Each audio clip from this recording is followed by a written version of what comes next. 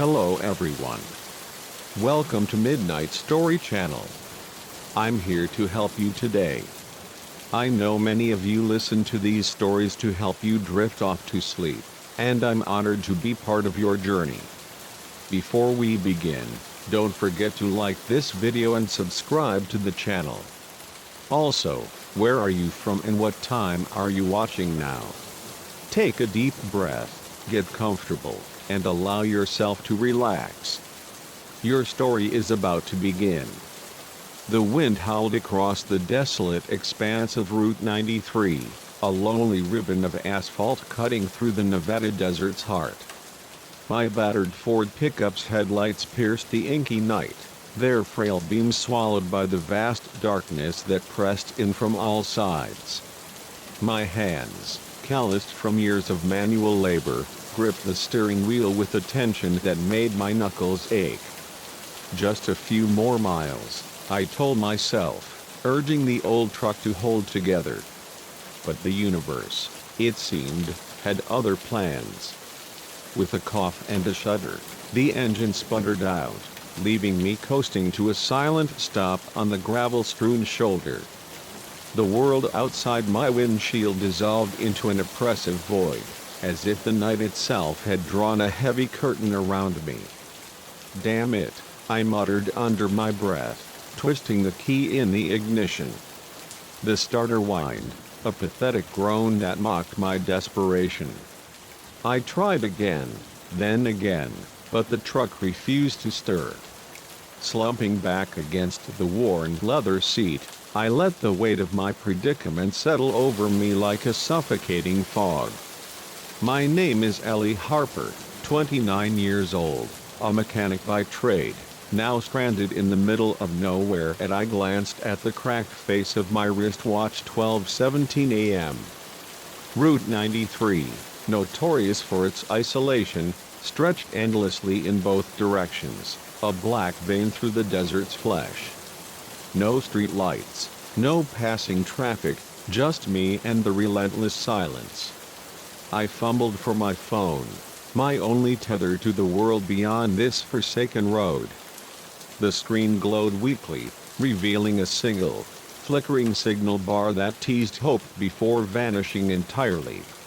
"Come on," I whispered, holding the device aloft as if altitude might coax a connection. No luck. Still, I punched in 911, praying the call would somehow break through the static. After a moment of agonizing silence, a voice crackled to life, distorted but unmistakable. 911, what's your emergency? "My truck's dead," I said, my voice trembling despite my efforts to sound composed. "I'm stuck on Route 93, alone, and it's pitch black out here.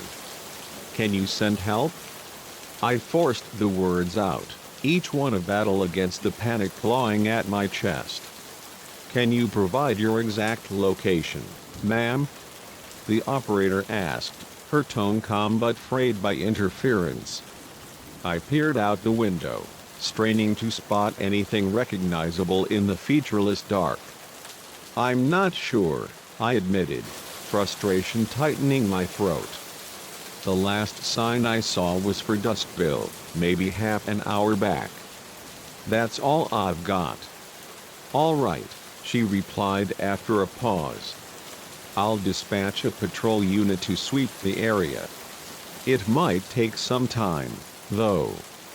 Can you stay with your vehicle?" "Yeah," I said, my mouth dry as the desert sand. "How long are we talking?" "Given your location, it could be up to an hour, maybe more." "Is there anyone you can call to stay with you?" I thought of my tiny apartment back in Reno, the sparse furniture, the unanswered texts from old friends I'd drifted away from since taking the night shift at the garage. "No," I said quietly. "There's no one." After the call ended, I sat in the stifling quiet, the weight of my solitude pressing against my ribs. The occasional hum of a distant car on the far side of the median only deepened the sense of abandonment on my side of the road. I cracked the window, letting a sliver of cool desert air slip inside. The faint chirp of unseen insects and the rustle of tumbleweeds skittering across the pavement formed a restless symphony, one that did little to soothe my fraying nerves. A glint of light in my side mirror snapped me out of my thoughts. Headlights, growing steadily larger as they approached from behind. My pulse quickened, a spark of hope igniting in my chest. Could the patrol car have arrived so soon? I squinted into the mirror, but the glare obscured any details. As the vehicle drew closer, it slowed to a crawl, and my hope curdled into unease. It wasn't a patrol car. It was a rusted van, its paint peeling like dead skin, inching along at a pace that felt deliberate, predatory. The tinted windows hid the driver from view, and a cold knot formed in my stomach as it glided past, its engine rumbling low and menacing. Just being cautious, I whispered to myself, my voice barely audible. Probably checking if I'm okay. But the van didn't stop. It continued down the road, its taillights glowing like malevolent eyes before fading into the night.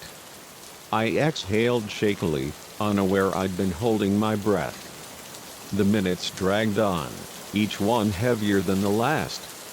I alternated between checking my phone, no signal, no surprise, and scanning the empty road for any sign of help. Then, headlights appeared again in my mirror. My heart leapt, only to plummet as I recognized the silhouette of the van, returning like a specter. It slowed as it approached, coming to a complete stop about 40 feet behind me. Its headlights bathed my truck in a harsh, unyielding glare, pinning me in place like a specimen under a microscope. I sat frozen, my hands clenched into fists in my lap. Why weren't they pulling alongside?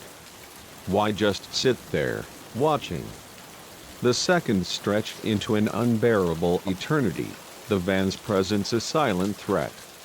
My breath came in shallow gasps, each one louder in the confines of the cab. Should I get out, wave them off? The doors were locked, but the truck felt less like a sanctuary and more like a cage with every passing moment. After what felt like hours, the van's engine roared to life. It lurched forward, swinging wide to pass me. As it did, I caught a fleeting glimpse of the driver, a shadowed figure, head tilted toward me. The tinted windows obscured their face, but the weight of their gaze was palpable, like a physical touch. The van accelerated, vanishing into the darkness once more, leaving me trembling in its wake. "It's nothing," I said aloud, my voice cracking. "They were just checking on you."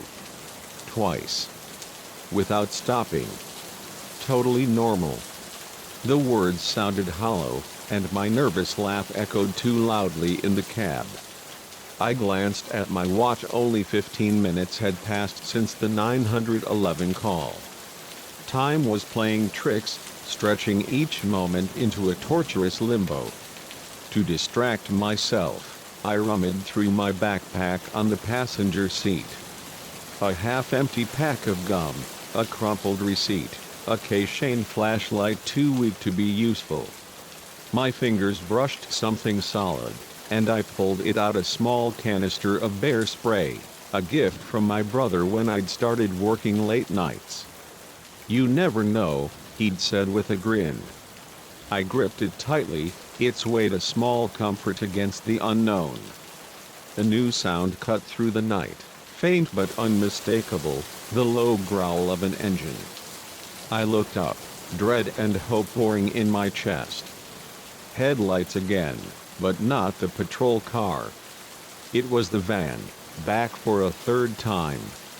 This time, it pulled up so close behind me that its bumper nearly kissed my tailgate.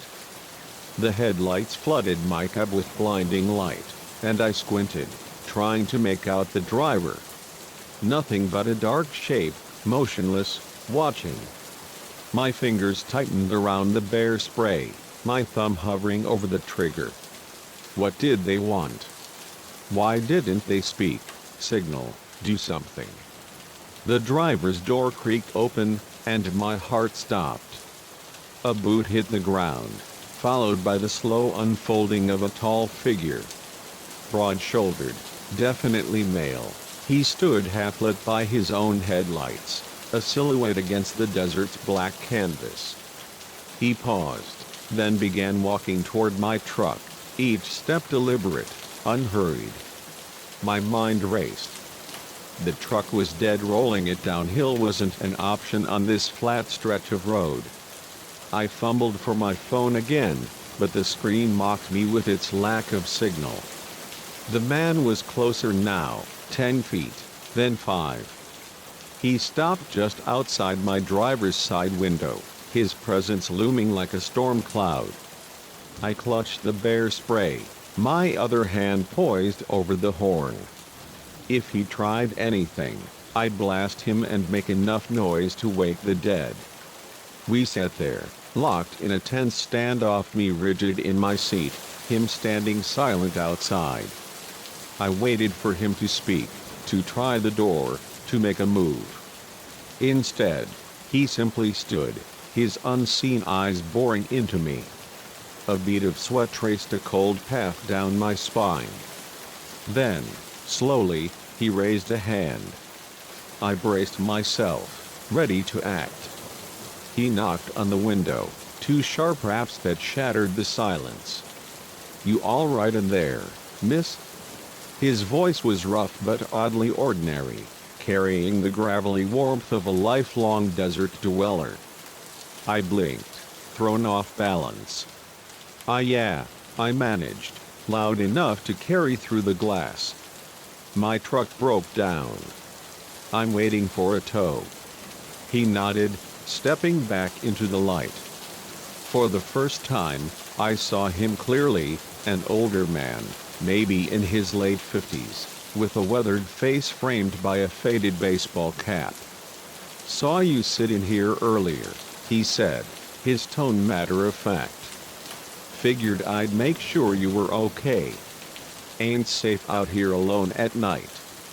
The adrenaline that had been fueling me began to ebb, leaving me feeling foolish.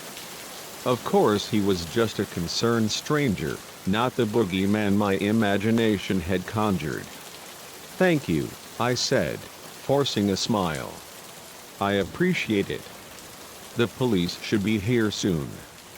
Good, he said, tipping his cap. "I'll stick around till they show, if that's all right. Don't like leaving folks out here by themselves." Before I could respond, new headlights appeared on the horizon, accompanied by the welcome flash of red and blue. The man glanced over his shoulder, then back at me. "Looks like your help's here. You take care now, miss." He turned and walked back to his van as a patrol car pulled up alongside my truck. The officer stepped out, his flashlight cutting through the dark. "You Ellie Harper?" he asked, his voice steady but kind. "Yes," I said, relief washing over me like a warm tide. "Thank you for coming." As the officer radioed for a tow truck, I watched the van pull away, its taillights swallowed by the night. The rational part of me wanted to believe I'd overreacted, that the man had been nothing more than a good Samaritan. But as I replayed the night in my mind, the way the van had circled back, the long, silent moments of watching, I couldn't shake a lingering unease. Had he been a threat, or just a quirk of the desert's endless mysteries? I'd never know for sure. One thing was certain, Route 93 would never feel the same. As I climbed into the patrol car to wait for the tow, I made a mental note to have my truck thoroughly checked and to rethink my habit of driving these lonely roads alone. The desert, with its vast emptiness and hidden secrets, had shown me its teeth, and I wasn't eager to tempt it again. The groan of the shed's weathered door sliced through the stillness of the night, a sound as familiar to me as the rhythm of my own pulse. Yet tonight, it sent a shiver crawling down my spine, like a warning whispered by the wind itself. Something was wrong on this land, and at 75 years old, I'd learned to trust the instincts honed by decades of hard living. My name is Amos Reed, and for 4 generations, my family has worked this patch of earth in the rolling hills of eastern Kentucky. I've weathered storms, droughts, and the lean years that test a man's soul, but nothing, not the flood of '87 nor the blight of '03, could have prepared me for the mystery that unfolded on that moonless October night. The day had unfolded like countless others. I'd risen with the dawn, tending to the soybean fields, checking the fences, and tossing grain to the chickens that scratched in the yard. By evening, I'd settled into my rocking chair on the porch, my hound Rusty curled at my feet, his grizzled muzzle twitching in sleep. The air carried the crisp bite of autumn, and the stars burned bright in a sky unmarred by city lights. It was the kind of quiet that wraps around you like a quilt, comforting and timeless. But as the clock in the kitchen chimed midnight, a series of strange noises yanked me from a life, those sharp, deliberate sounds that didn't belong to the usual chorus of a rural night. At first, I tried to dismiss them. Old farms like mine are full of creaks and groans, especially when the wind picks up. The shed, with its sagging beams and rusted hinges, was prone to rattling in a stiff breeze.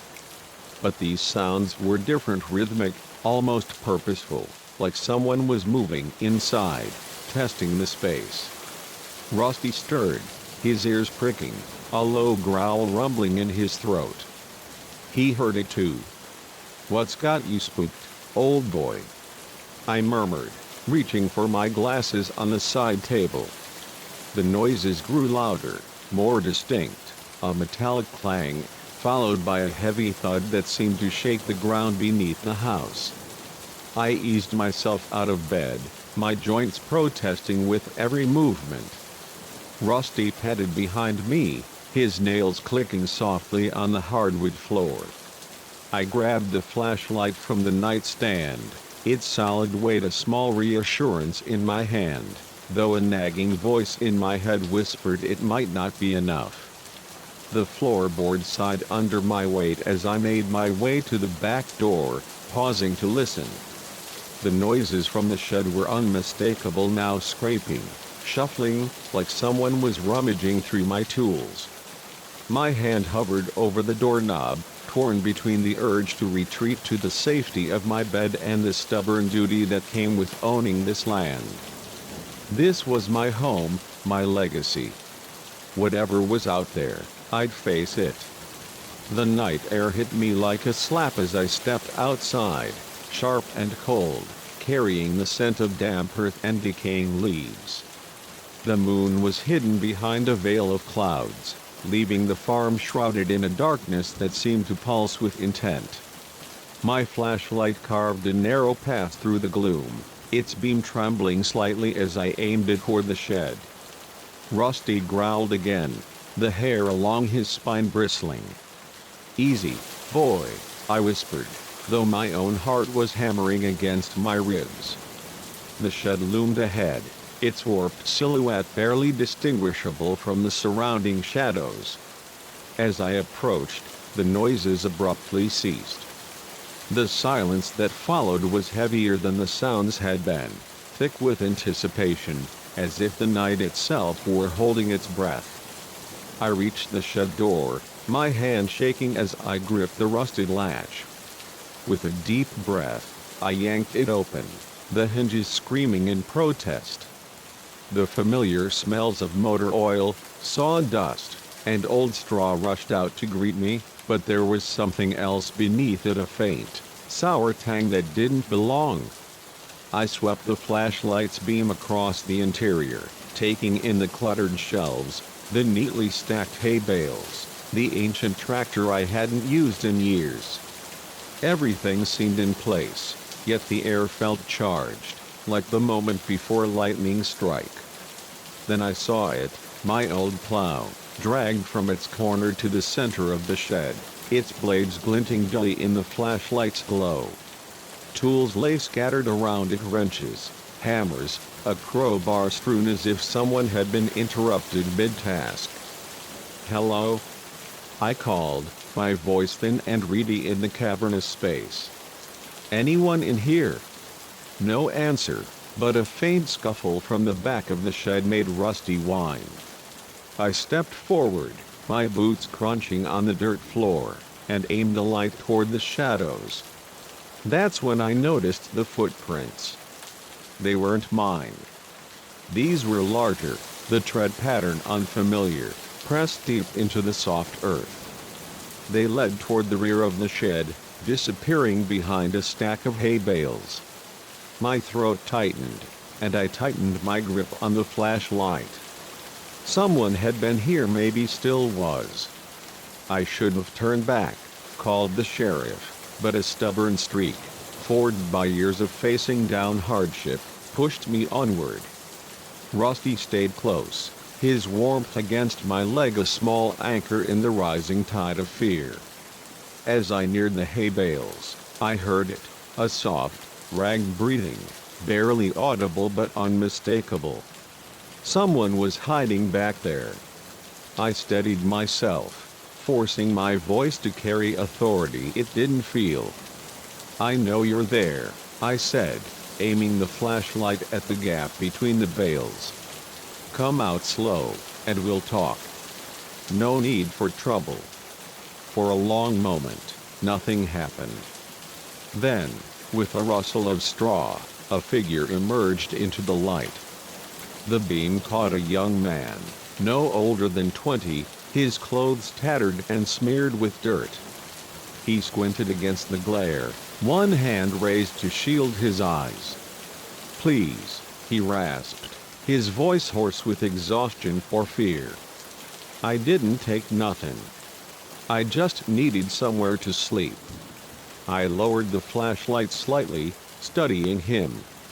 He was gaunt, his cheekbones sharp beneath a layer of grime, his eyes wide with a desperation that spoke of hard roads and harder nights. "What's your name, son?" I asked, my initial fear giving way to a cautious pity. "Eli," he said, his shoulders hunched as if expecting a blow. He looked ready to bolt, but there was nowhere to run in the cramped shed. I nodded, weighing my options. This wasn't the first time I'd found a drifter seeking shelter on my land, though it had been years since the last. Times were tough, and the hills were full of lost souls. "You hungry, Eli?" I asked. He hesitated, then gave a small nod, barely perceptible. I sighed, feeling the weight of my years settle over me. "Come on up to the house," I said. "We'll get you fed, and you can tell me how you ended up here." Eli's eyes widened, surprise flickering across his face. "You're not calling the law?" "Not unless you give me cause to," I replied, gesturing toward the door. "Now come on. It's too cold to stand here jawing all night." We walked back to the house, Rusty trotting ahead, his tail wagging now that the immediate threat had passed. The night seemed less oppressive with company, though questions swirled in my mind. Who was this boy, and what had driven him to my shed? As we stepped into the kitchen's warm glow, I caught a glimpse of something that stopped me cold. Peeking out from under Eli's frayed sleeve was a tattoo, a jagged symbol I recognized from the sheriff's bulletins about a rash of break-ins across the county. Our eyes met, and I saw the moment he realized I'd noticed. The air between us crackled with tension, like the charged silence before a storm. I had a choice to make. This kid was mixed up in something dangerous, but he was also just a boy hungry, scared, and alone in a world that hadn't been kind. "Sit," I said finally, pointing to a chair at the kitchen table. "Let's get some food in you, and then you and me are gonna have a long talk about the paths you've been walking." Eli hesitated, then sank into the chair, relief and wariness warring on his face. As I heated up a plate of leftover stew, I couldn't help but reflect on the night's events. The fear that had gripped me, the certainty that something sinister lurked in the shed, it all seemed a touch foolish now. But that tattoo, that fleeting glimpse of trouble, reminded me that danger often wore a human face. The shed door creaked again as a gust of wind swept across the farm, but this time, the sound carried no dread. Instead, it spoke of the stories this land had held for generations, tales of struggle, yes, but also of redemption and the stubborn hope that kept us going. I set the steaming plate in front of Eli, watching as he dug in with the hunger of someone who hadn't eaten in days. Rusty settled at my feet, his eyes fixed on our guest, ever watchful. In that moment, I realized the true intruder I'd faced tonight wasn't hiding in the shed. It was fear of the unknown, of change, of a world that seemed to grow harder with each passing year. By choosing compassion over suspicion, I'd not only given this boy a chance but reminded myself of the man I wanted to be. The farm, with its creaking sheds and whispering fields, felt less like a fortress and more like a sanctuary, a place where lost souls might find their way. As the first hints of dawn painted the sky, I poured myself a mug of coffee and steeled myself for the conversation ahead. It wouldn't be easy, there'd be questions, maybe a call to the sheriff, and hard truths to face. But for now, there was warmth, food, and the possibility of setting one young man on a better path. Sometimes, that's all it takes to shift the course of a life. And as I watched Eli eat, I couldn't shake the feeling that the night's true story wasn't one of fear, but of second chances, written in the quiet heart of my Kentucky hills. The fluorescent lights of the gas station bathroom buzzed like a swarm of angry insects, their sterile glow casting harsh shadows across the cracked tiles. I leaned over the sink, splashing cold water on my face, trying to rinse away the exhaustion that clung to me after 14 hours behind the wheel. The mirror reflected a haggard version of myself, dark circles under my eyes, stubble creeping across my jaw, a testament to too many miles and too little sleep. Little did I know, that weary reflection was about to witness something that would haunt me for the rest of my days. My name is Nathan Brooks, and this was supposed to be a straightforward road trip. My fiancée, Clara, and I were driving across the Southwest to start a new chapter in Tucson, chasing a job offer that promised a fresh beginning. We'd been on the road for days, the endless blur of highway lines, greasy diner food, and fleeting motel stays merging into a monotonous haze.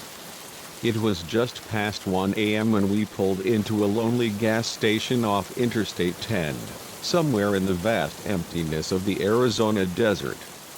The parking lot was a desolate patch of cracked asphalt, home to a single rusted pickup truck and a flickering neon sign that buzzed intermittently, proclaiming 24-hour oasis.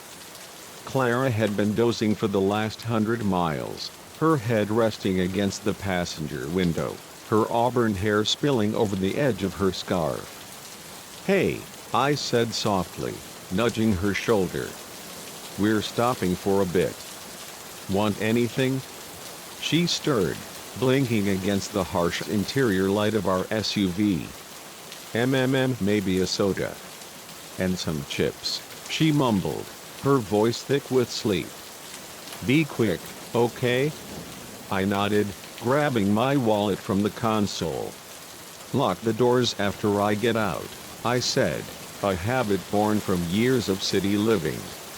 She gave a sleepy nod, already drifting back into her dreams. I watched her for a moment, a warmth spreading through my chest despite the fatigue. Even rumpled and road-weary, she was the most beautiful thing in my world. The desert night was crisp, a stark contrast to the stuffy warmth of the car. I stretched, feeling the vertebrae in my spine pop like firecrackers, and made my way toward the gas station. The building loomed ahead, its flickering lights a beacon in the sea of darkness that stretched beyond the horizon.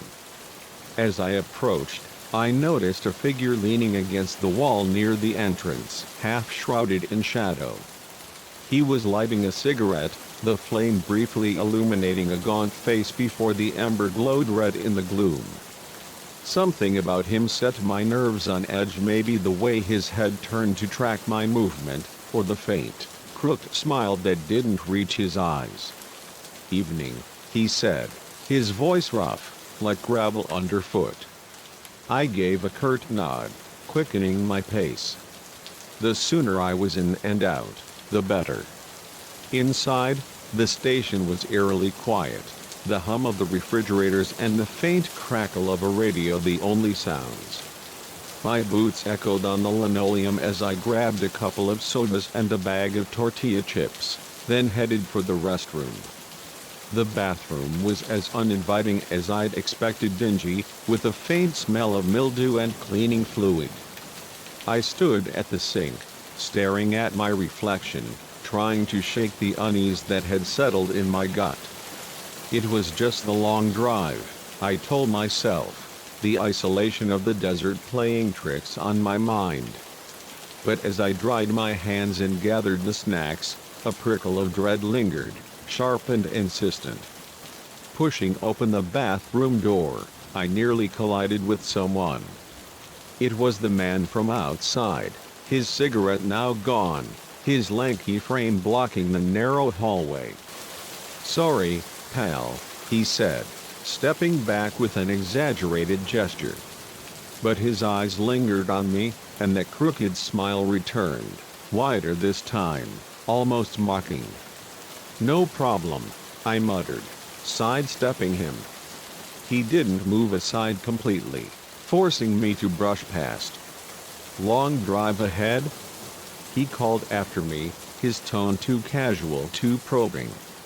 "Yeah, Tucson," I said, keeping my voice neutral. "Gotta get back on the road." "Tucson, huh?" he repeated, as if savoring the word. "That's a ways. You out here all alone?" A chill snaked down my spine. "No," I said firmly. "My fiancé's waiting in the car. We're good." I turned and hurried out, fighting the urge to look back. The cool night air hit me as I exited the building, but it did little to calm the racing of my heart. The gas station's lights cast long shadows across the lot, and our SUV sat where I'd left it, a familiar shape in the unfamiliar night.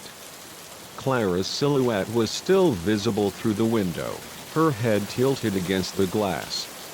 I tapped on the window, careful not to startle her. "Clara, I'm back," I said softly. No response. She must have fallen into a deeper sleep. I tried the handle locked, just as I'd asked. "Good girl," I murmured, knocking a bit louder. Clara, open the door. Still nothing. A flicker of concern sparked in my chest, growing into a cold weight as I knocked harder, my knuckles rapping sharply against the glass. "Clara, wake up." My voice rose, tinged with urgency. She didn't stir.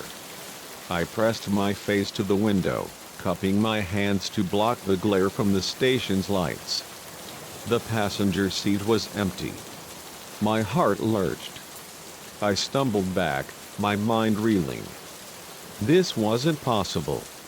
I'd been gone for 10 minutes, maybe less. Where could she have gone? I spun around, scanning the parking lot, the gas station, the dark expanse beyond. Nothing. No sign of her. Panic clawed at my throat as I sprinted back to the station, bursting through the doors. The clerk, a bored-looking kid with earbuds, glanced up from his phone. "Hey!" I shouted, my voice echoing in the empty space. "Did you see a woman come in here? About 5'7", red hair, wearing a gray scarf?" The kid pulled out an earbud, frowning. "Nah, man. Nobody's been in since you." I ran to the women's restroom, ignoring the sign as I shoved the door open. "Clara," I called, my voice cracking. The stalls were empty, the silence mocking me. Back outside, I circled the SUV, searching for any clue. That's when I saw it, a scrap of gray fabric caught in the passenger door handle. My blood ran cold. It was from Clara's scarf, the one she'd been wearing when I left her. This wasn't a misunderstanding or a prank gone wrong. Something had happened to her. My hands shook as I dialed 911, the phone slippery in my grip. 911, what's your emergency? The operator's voice cut through the static. "My fiancée," I gasped, struggling to keep my voice steady. "She's gone. We're at a gas station on Interstate 10, maybe 60 miles west of Phoenix." I went inside for a few minutes, and when I came back, she was gone. "Sir, I need you to breathe," the operator said, her tone calm but firm. "Can you describe her?" "She's 5'7", long red hair, green eyes, wearing jeans, a white sweater, and a gray scarf," I rattled off, my eyes scanning the lot as if she might appear from the shadows. "Please, you have to send someone." "We're dispatching officers now," she assured me. "They'll be there in about 20 minutes. Do not touch anything in or around the vehicle, it could be evidence." Evidence. The word hit me like a fist, grounding the nightmare in reality. I paced the lot, my mind spinning through possibilities, each more horrifying than the last. Had Clara wandered off? No, she wouldn't leave without her phone or purse, both still in the car. Had someone taken her? The thought was too unbearable to finish. I kept expecting to wake up, to find this was a hallucination born of too many hours on the road, but the wail of approaching sirens confirmed the grim truth. 2 police cruisers rolled into the lot, their lights painting the scene in stark reds and blues. An officer approached, his face a mask of professional concern. "You the one who called about a missing person?" I nodded, swallowing hard. "My fiancée, Clara. She was in the car when I went inside. When I came back, she was gone." He jotted notes in a small pad. "You sure she didn't just step out for air?" "She wouldn't," I insisted, my voice rising. "Her stuff's still in the car. Something's wrong, I know it." The officers began their search, combing the area and questioning the clerk, who hadn't seen anything. The man I'd encountered earlier was nowhere to be found, his absence a glaring hole in the night's narrative. Hours passed in a blur of questions, phone calls to Clara's family, and a growing dread that settled in my bones like frost. As dawn broke, painting the desert in hues of gold and pink, the reality crashed over me. Clara was gone, vanished into the night as if she'd never been. The gas station, once just a fleeting stop on our journey, had become the epicenter of a nightmare. Every shadow seemed to hold a clue, every stranger a potential suspect. As I watched the sun climb higher, casting long shadows across the empty lot, a chilling thought took root. Our road trip, meant to mark the start of our new life, had instead launched a far darker journey, one I feared might never end. Where was Clara? What had happened in those few minutes I was away? And most terrifyingly, would I ever see her again? I stood by the SUV, the scrap of her scarf clutched in my hand, and made a silent vow. I wouldn't rest until I found her, no matter how deep the desert secrets or how dark the truth might be. The open road, once a symbol of adventure, now stretched before me like a question mark, and I was embarking on the most harrowing trip of my life, the search for Clara and the truth behind that fateful night at the desert oasis. The tropical sun blazed down on the polished deck of the Pacific Star, its relentless heat shimmering off the teak railings like a mirage. Yet a cold unease had settled deep in my chest, a chill that no amount of Caribbean warmth could dispel. 6 days into what was meant to be a dream vacation, and all I could think about was the silent cabin next door and the gnawing dread that coiled tighter with each passing hour. Something was terribly wrong on this ship, and I was beginning to fear I might be the only one who sensed it. My name is Lauren Kim, 35, a data analyst from Portland who'd traded endless spreadsheets for a week of sun-soaked escape. This cruise was my reward for surviving a grueling project deadline, a 7-day voyage through turquoise waters, complete with umbrella drinks and the promise of unplugging from the digital grind. Now, on day 6, I found myself yearning for my laptop, for any scrap of data that might unravel the mystery unfolding around me. It began subtly, like a faint ripple on a calm sea. On the second day, I noticed I hadn't seen my cabin neighbors since we'd boarded in Miami. We'd exchanged pleasantries during the safety drill. Her name was Rachel, a solo traveler celebrating her 45th birthday with an infectious enthusiasm for the ship's endless activities. She'd been eager to try everything: salsa dancing, trivia nights, even the sunrise yoga sessions.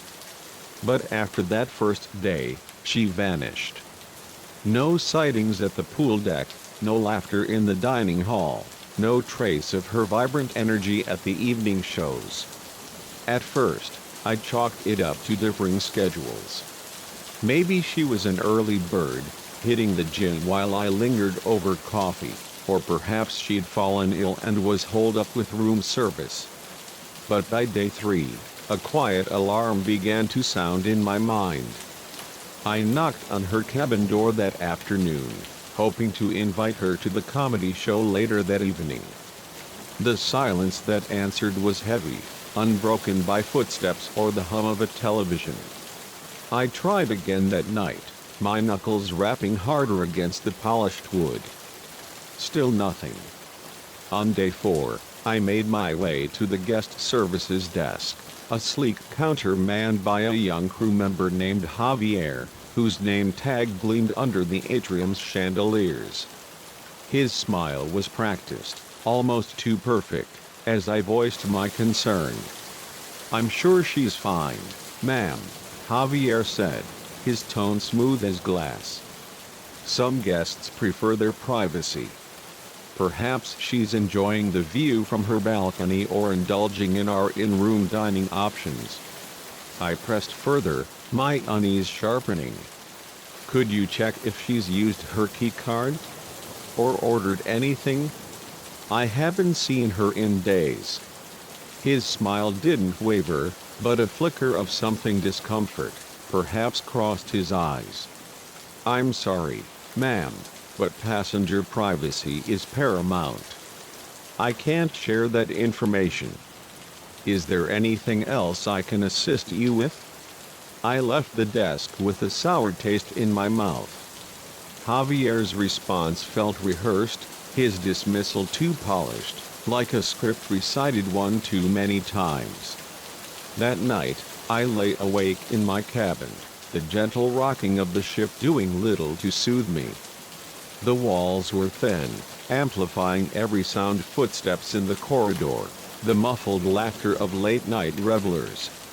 But from Rachel's cabin, there was only silence, a void that seemed to pulse with its own presence. As I tossed and turned, a new realization crept in. It wasn't just Rachel. I couldn't recall seeing several passengers I'd noticed earlier in the cruise: the elderly couple who'd shared my table at the captain's gala, the boisterous group of 20-somethings who dominated the karaoke lounge. Their absence left a subtle but undeniable gap in the ship's rhythm. Sleep eluded me, my mind spiraling through increasingly wild theories. By dawn, I'd worked myself into a state of near panic. Day 5 became an exercise in vigilance. I stationed myself in the ship's grand atrium, a sprawling space of glass and marble, pretending to read a novel while observing the ebb and flow of passengers and crew. Patterns began to emerge, subtle but chilling. Crew members huddled in corners, their voices low, their glances darting like startled fish. Certain decks were quietly sealed off, with vague excuses about scheduled maintenance. The passenger crowd, once a vibrant throng, seemed thinner, less chaotic.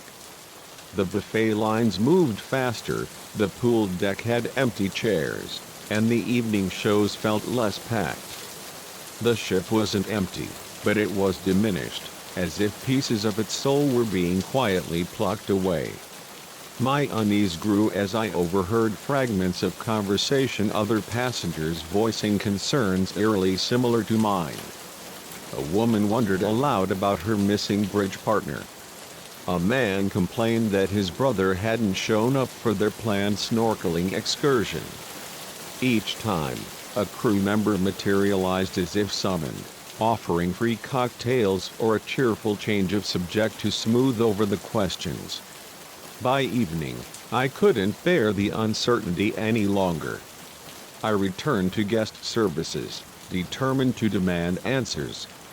But as I approached, I saw Javier in a hushed exchange with a man I recognized as a security officer, his uniform crisp but his expression grim. Their voices were low, but I caught snatches of their words. "Can't keep this quiet much longer," Javier was saying, his usual polish fraying at the edges. "People are noticing." The security officer nodded, his jaw tight. "We're doing all we can, but if we don't find a way to contain this soon." He stopped abruptly, his eyes locking onto me as I lingered nearby. In an instant, their faces transformed, replaced by the same practiced smiles I'd come to distrust. "Good evening, ma'am," Javier said brightly. "How can I assist you tonight?" I faltered, my planned confrontation dissolving under the weight of their sudden warmth. "I just wanted to check the schedule for tomorrow's events," I lied, hating the tremor in my voice. As Javier rattled off a list of activities, my mind raced. What were they containing? What did it have to do with the missing passengers? I thanked him and walked away, my thoughts a tangled knot. I needed air, space to think. I made my way to the upper deck, where the night unfolded in a breathtaking display of stars scattered across a velvet sky. The warm breeze carried the scent of salt and hibiscus, a cruel contrast to the storm brewing inside me. I leaned against the railing, staring out at the endless black of the ocean, the ship's wake a glowing trail stretching back to an unknown past. A soft sound behind me made me turn. A woman approached, her face pale in the moonlight. I recognized her, Sophie, from a brief chat by the pool on day 1. "Can't sleep either?" she asked, her attempt at a smile faltering. I shook my head. "Too much on my mind." She joined me at the railing, her gaze fixed on the horizon. After a long silence, she spoke, her voice barely audible. "Have you noticed people disappearing?" My heart skipped. "Yes," I whispered, relief flooding through me. I wasn't alone. My neighbor, Rachel. I haven't seen her since the first day. Sophie turned to me, her eyes wide with fear. My sister, Emma. She went to grab drinks last night and never came back. I asked at guest services, and they said she was in the infirmary with food poisoning, but when I tried to visit, they blocked me. Said it was a quarantine for some virus. A chill ran through me, colder than the ocean below. Did you buy it? She shook her head, her voice trembling. I don't know what to believe anymore. But something's not right on this ship. As if on cue, a sharp cry shattered the night, echoing from the deck below. Sophie and I froze, then raced to the stairs, our footsteps pounding against the metal. We reached the lower deck, where a small crowd had gathered near the railing. Pushing through, we saw a crew member struggling to restrain a young woman, barely in her 20s, her face contorted with terror. "Let me go!" she screamed, thrashing against his grip. "I have to get off this ship. They're not human." The crowd murmured, unease rippling through them like a wave. A senior officer, his uniform adorned with gold braid, stepped forward, his voice calm but commanding. "Ladies and gentlemen, please return to your cabins. This guest has had too much sun and perhaps a bit too much to drink. We'll ensure she's well cared for." But as they led the sobbing woman away, I caught her eye. There was no haze of alcohol, no confusion, only raw, primal fear, the kind that strips away pretense. Sophie's nails dug into my arm. "Did you hear her?" she whispered. "Not human. What does that mean?" I shook my head, my mind reeling. The missing passengers, the crew's evasive behavior, and now this. It was too much to dismiss as coincidence. As the crowd dispersed, Sophie and I lingered, the tropical night now heavy with menace. The ship's gentle sway felt like the pulse of something alive, something watching. "What do we do now?" Sophie asked, her voice barely steady. I took a deep breath, summoning a resolve I hadn't known I possessed. "We find the truth," I said, my own voice surprising me with its steel. "Whatever's happening on this ship, we need to uncover it before we're the next to vanish." As we headed back to our cabins, plotting our next steps, a quiet terror gnawed at me. The carefree vacation was over. We were sailing into waters far darker than the ocean beneath us, and a small voice in my mind whispered a question I couldn't silence. Even if we found the truth, would we ever reach shore to share it? The Pacific Star, once a floating paradise, had become a labyrinth of secrets, and we were running out of time to navigate its shadows. The forest pulsed with the presence I'd never felt before, as if the ancient pines themselves were watching, their needle-clad branches swaying in a rhythm that felt too deliberate for the wind. I stood frozen, my breath catching in my throat, surrounded by towering trees and a silence so profound it seemed to swallow the world. This wasn't the usual chatter of squirrels or the trill of birds. It was something deeper, something wrong. My name is Ethan Morrow, 36, a seasoned backpacker who'd conquered trails from the Smokies to the Sierras. But nothing in my years of wandering could have prepared me for what I encountered in the heart of the Olympic National Forest that crisp autumn day. The trip was meant to be a routine 3-day solo trek through a remote corner of the peninsula, a chance to test my new lightweight gear and lose myself in the wild. The forecast promised clear skies, with the first hints of winter threading through the air, a perfect window for solitude. Day 1 was pure bliss. I hiked deeper into the forest than I'd planned, my boots crunching over mossy stones, the scent of damp earth and cedar filling my lungs. As dusk painted the sky in shades of amber, I pitched my tent in a small clearing beside a gurgling creek, the forest's nocturnal hum lulling me into a contented sleep. It was the kind of peace that makes you forget the world beyond the trees. Trouble crept in on the second day.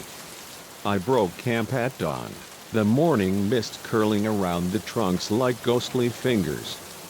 The trail grew steeper, winding through a dense stand of old-growth pines, their bark gnarled and furrowed as if etched with the secrets of centuries. Around noon, I spotted the first anomaly, a series of intricate carvings on the trunk of a massive cedar. At first, I mistook them for natural patterns, but closer inspection revealed deliberate marks, swirling glyphs, fresh enough that sap still wept from the cuts. They weren't the crude initials or graffiti you sometimes find on trails. These were complex, almost hypnotic, like a language from a forgotten time. I snapped a photo with my phone, irritation flaring. Vandalism in a place like this felt like a personal affront, but the symbols stirred a deeper unease, their shapes tugging at the edges of my mind. As I pressed on, more carvings appeared, etched into the oldest trees at irregular intervals. Each was unique, yet they shared a disquieting quality, as if they were watching me back. My unease grew, a cold weight settling in my chest. Who had done this, and why here, in one of the forest's most secluded reaches? By late afternoon, I realized I was lost.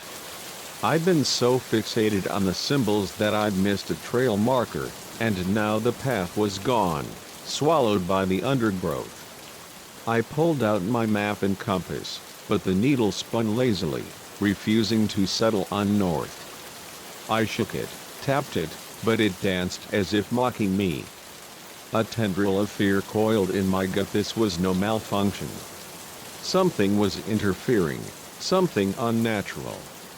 My phone's GPS was useless, the screen showing no signal despite the clear sky above the canopy. The light was fading, shadows stretching long and thin across the forest floor. I needed to find a place to camp, to regroup and backtrack come morning. I chose a direction that seemed promising and pushed forward, the trees pressing closer, their branches clawing at my pack. The forest had grown unnaturally silent, no bird song, no rustle of leaves, just an oppressive stillness that made my footsteps sound like gunshots. Every so often, I'd catch a glimpse of another carved symbol in my peripheral vision, but when I turned to look, it was gone, as if the forest itself were playing tricks. Just as I was about to stop and make camp, I stumbled into a clearing, and my breath caught in my throat. At its center stood a colossal pine, its trunk whiter than any I'd ever seen, its bark encrusted with the same glyphs I'd been tracking, carved so densely they seemed to writhe in the fading light. But it wasn't the symbols that stopped me cold, it was the door. Set into the tree's base was a wooden portal, its surface etched with the same intricate patterns, the wood weathered to a silvery gray yet impossibly solid.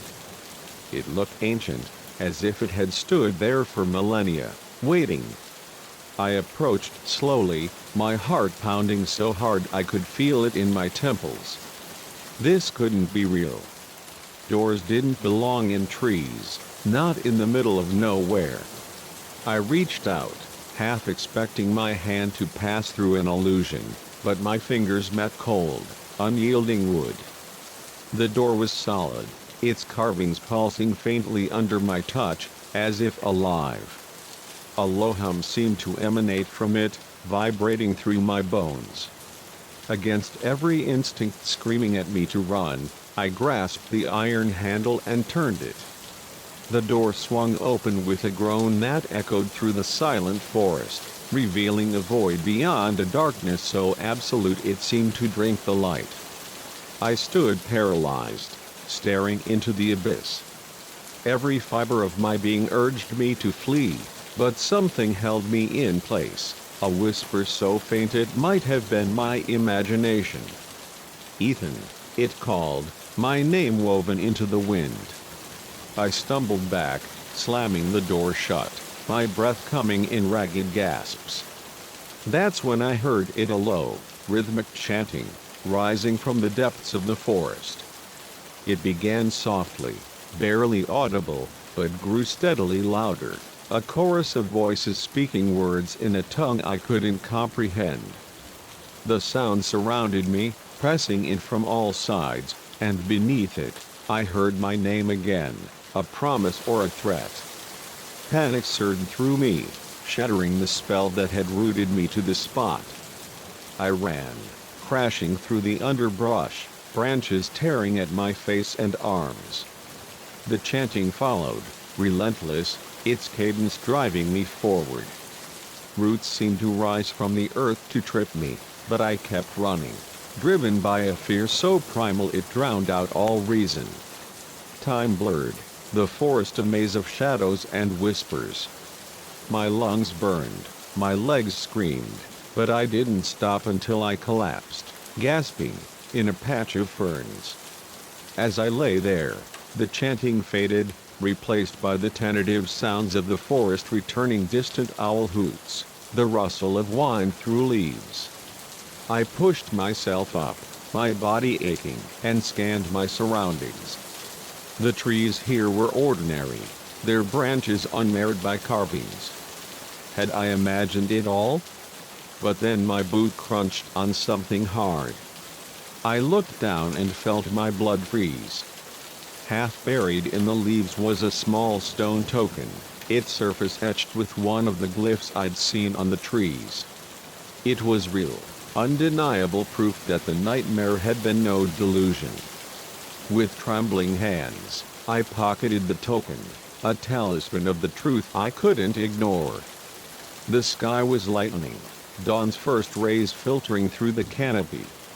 Miraculously, I spotted a trail marker nearby, its faded paint a beacon of normalcy.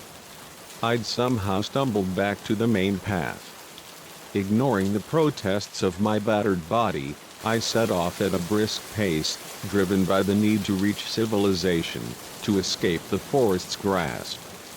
It took most of the day to reach the trailhead where my car waited, a battered Jeep that had never looked so welcoming.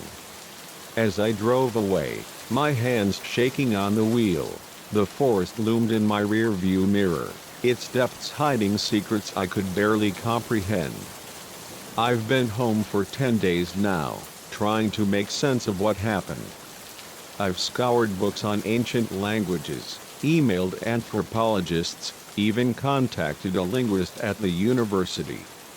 No one recognizes the symbols, and the stone token sits on my desk, a silent challenge to my sanity. Sometimes, in the dead of night, I swear I hear that whisper again, my name carried on the wind. In my dreams, the door stands open, its darkness beckoning.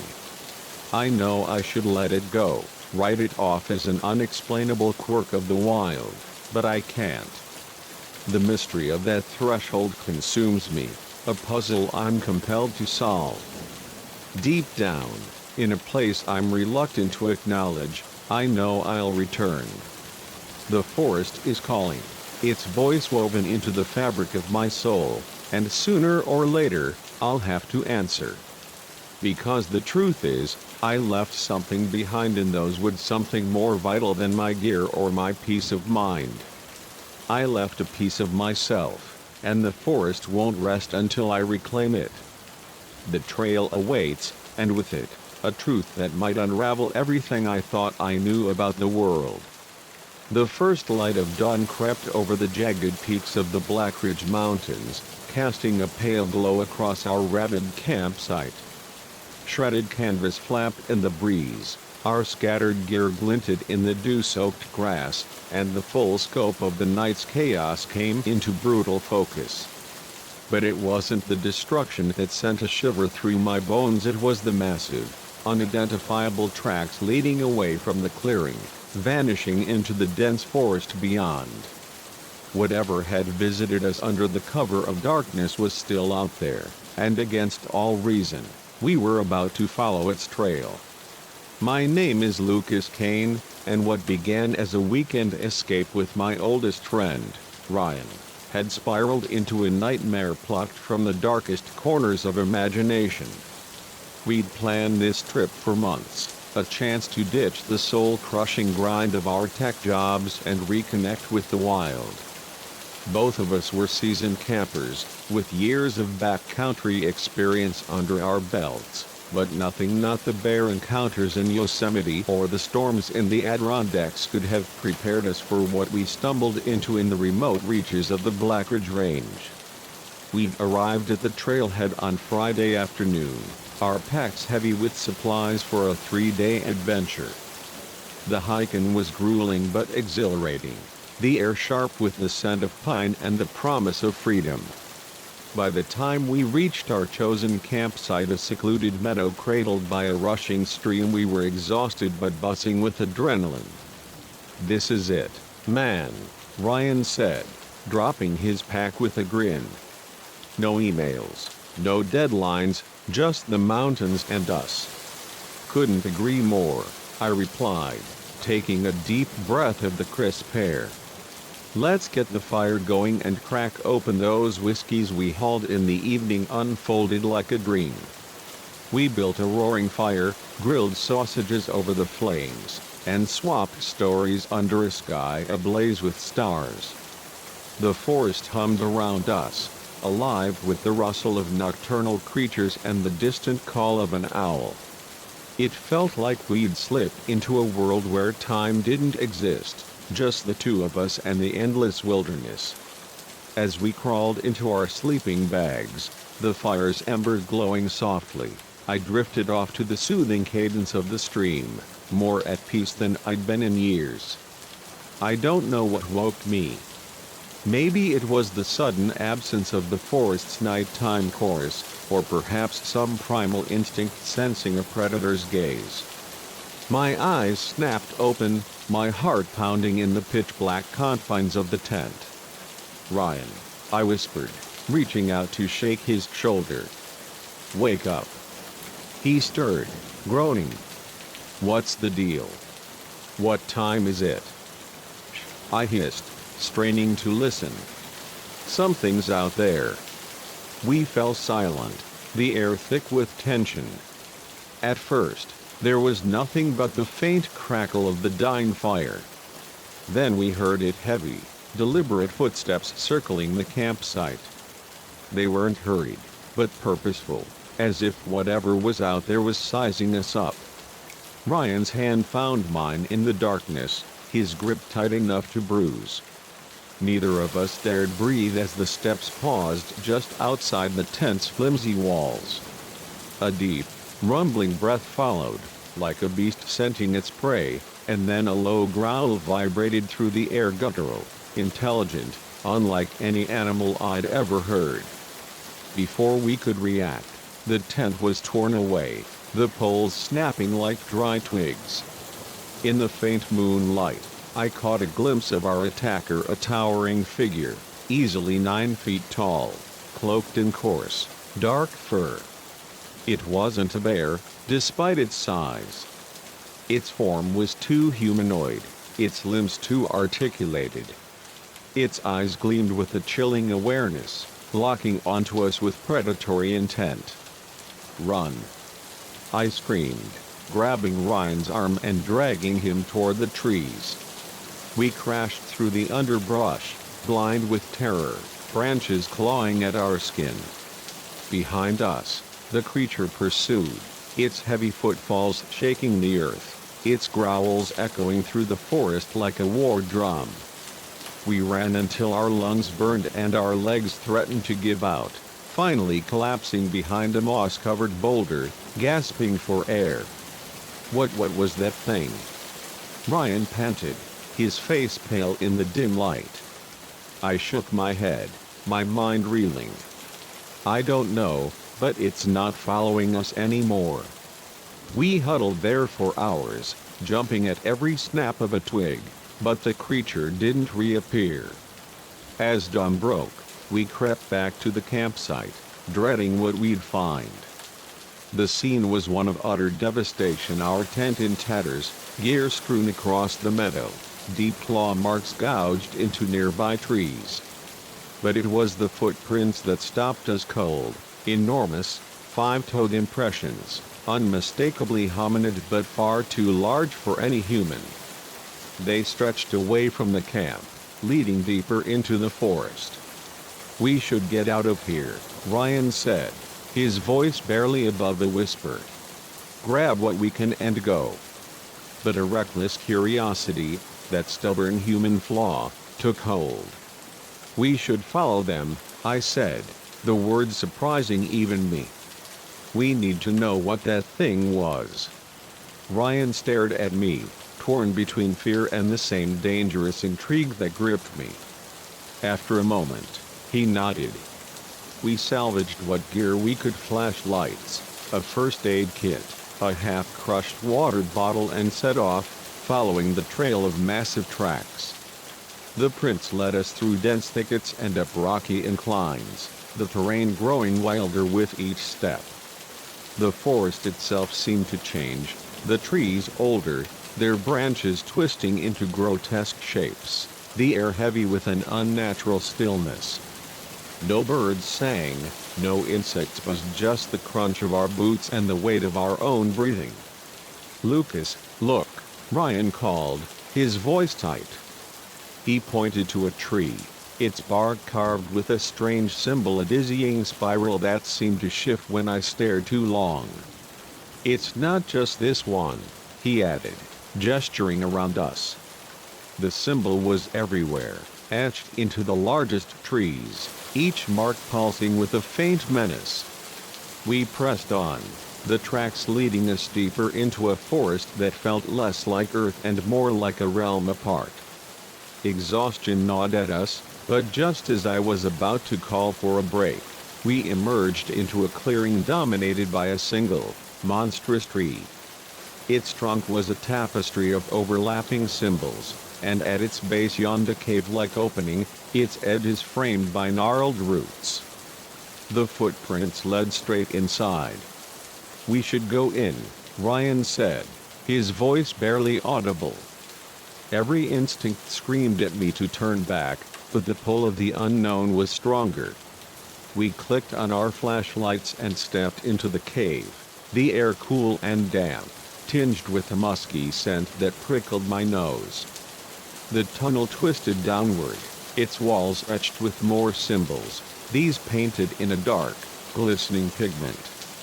The deeper we went, the more oppressive the silence became, our footsteps echoing like whispers in a tomb. The tunnel opened into a vast cavern, our flashlight struggling to pierce its immensity. What they revealed made my blood run cold. Crude murals adorned the walls, depicting towering, fur-clad figures alongside smaller, unmistakably human shapes. Some scenes showed hunts, others rituals, but it was the center of the cavern that froze my heart, a rough stone altar, stained with a dark, sticky substance I prayed wasn't blood, surrounded by neatly arranged human skulls. "We need to leave," I choked out, grabbing Ryan's arm. "Now." He nodded, his face ashen, but before we could move, a massive shape loomed in the tunnel behind us. It was the creature from the campsite, its fur matted and dark, its eyes glinting with an intelligence that was both alien and terrifyingly familiar. In the flashlight's beam, I saw it clearly for the first time, a grotesque hybrid of man and beast, its face almost human but distorted, its limbs unnaturally long. It regarded us for a long moment, then let out a low, rumbling sound. To my shock, I realized it was speaking. "You come," it growled, the words mangled but unmistakable. Ryan and I exchanged a glance, terror and awe battling within us. We'd come seeking answers, and now we faced something beyond comprehension. The creature turned, gesturing for us to follow, its movements slow but deliberate. Against every rational thought, I took a step forward, driven by the realization that we stood on the edge of a discovery that could rewrite everything we knew. Ryan hesitated, then followed, his flashlight trembling in his grip.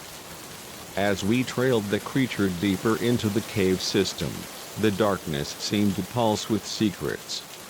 The air grew thicker, the symbols on the walls glowing faintly, as if alive. I couldn't shake the feeling that we'd crossed a threshold, stepping into a realm where the rules of our world no longer applied. Were we explorers on the cusp of a monumental revelation, or prey being lured into a predator's lair? The creature's massive form loomed ahead, its footsteps echoing like a heartbeat in the stone. Our weekend camping trip was a distant memory. We were now on a journey into the heart of a mystery, one that challenged the very fabric of reality. As the cave swallowed us whole, I wondered what truths awaited and what price we'd pay to uncover them. The Black Ridge Mountains held secrets older than time, and we were about to learn just how deep those shadows ran.